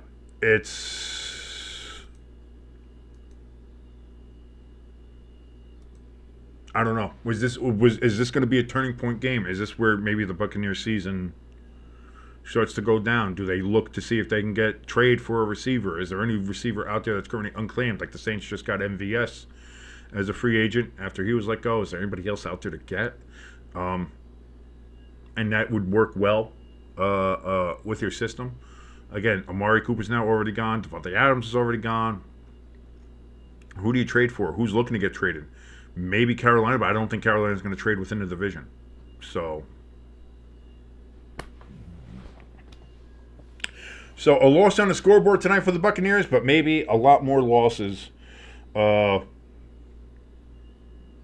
the future here. If some of these injuries are what we believe them to be. Again, you're hoping for Mike Evans that the hamstring injury is not too severe and that he can come back in a relatively short amount of time. But looking at the Godwin replay, he's not coming back this season. So, I don't know. If you're a Bucs fan, this was not a great night. This was not a great night, and a lot of questions to answer, and a lot to ponder now over these next couple of weeks. And we'll see what happens with the Buccaneers. But tonight might have been a turning point in the season towards the negative, but you never know. Maybe this is a rallying point for the rest of the team. Maybe somebody else steps up that you didn't think was going to step up. Maybe McMillan there all of a sudden decides to, he's gonna fill that role that Godwin did, and he's gonna step up and catch these balls and be incredible.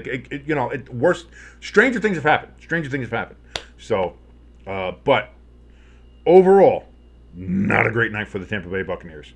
But again, thank you so much for watching us here on Stay Tuned Sports, watching along with Monday Night Football. My name has been King. It's been fantastic hanging out with you. Do not forget that tomorrow we'll be coming to you live, probably a little later than usual. I think Jimbo's got to do something tomorrow, but we'll still come to you live with the countdown, our power ranking show. We get the top 12 NFL teams that me and Jimbo believe that are currently in the NFL, along with the Booty Cheeks 5, the 5 worst teams that we think are currently in the NFL. Then Wednesday, we will have the main show, the flagship, the podcast, Stay Tuned Sports. We'll be with you there for that. Then Thursday night, we'll be here for Thursday Night Football, watching as we do every single primetime NFL game. Friday will be the Friday Forecast, where me and Jimbo will give our picks and predictions for Week 8 in the NFL.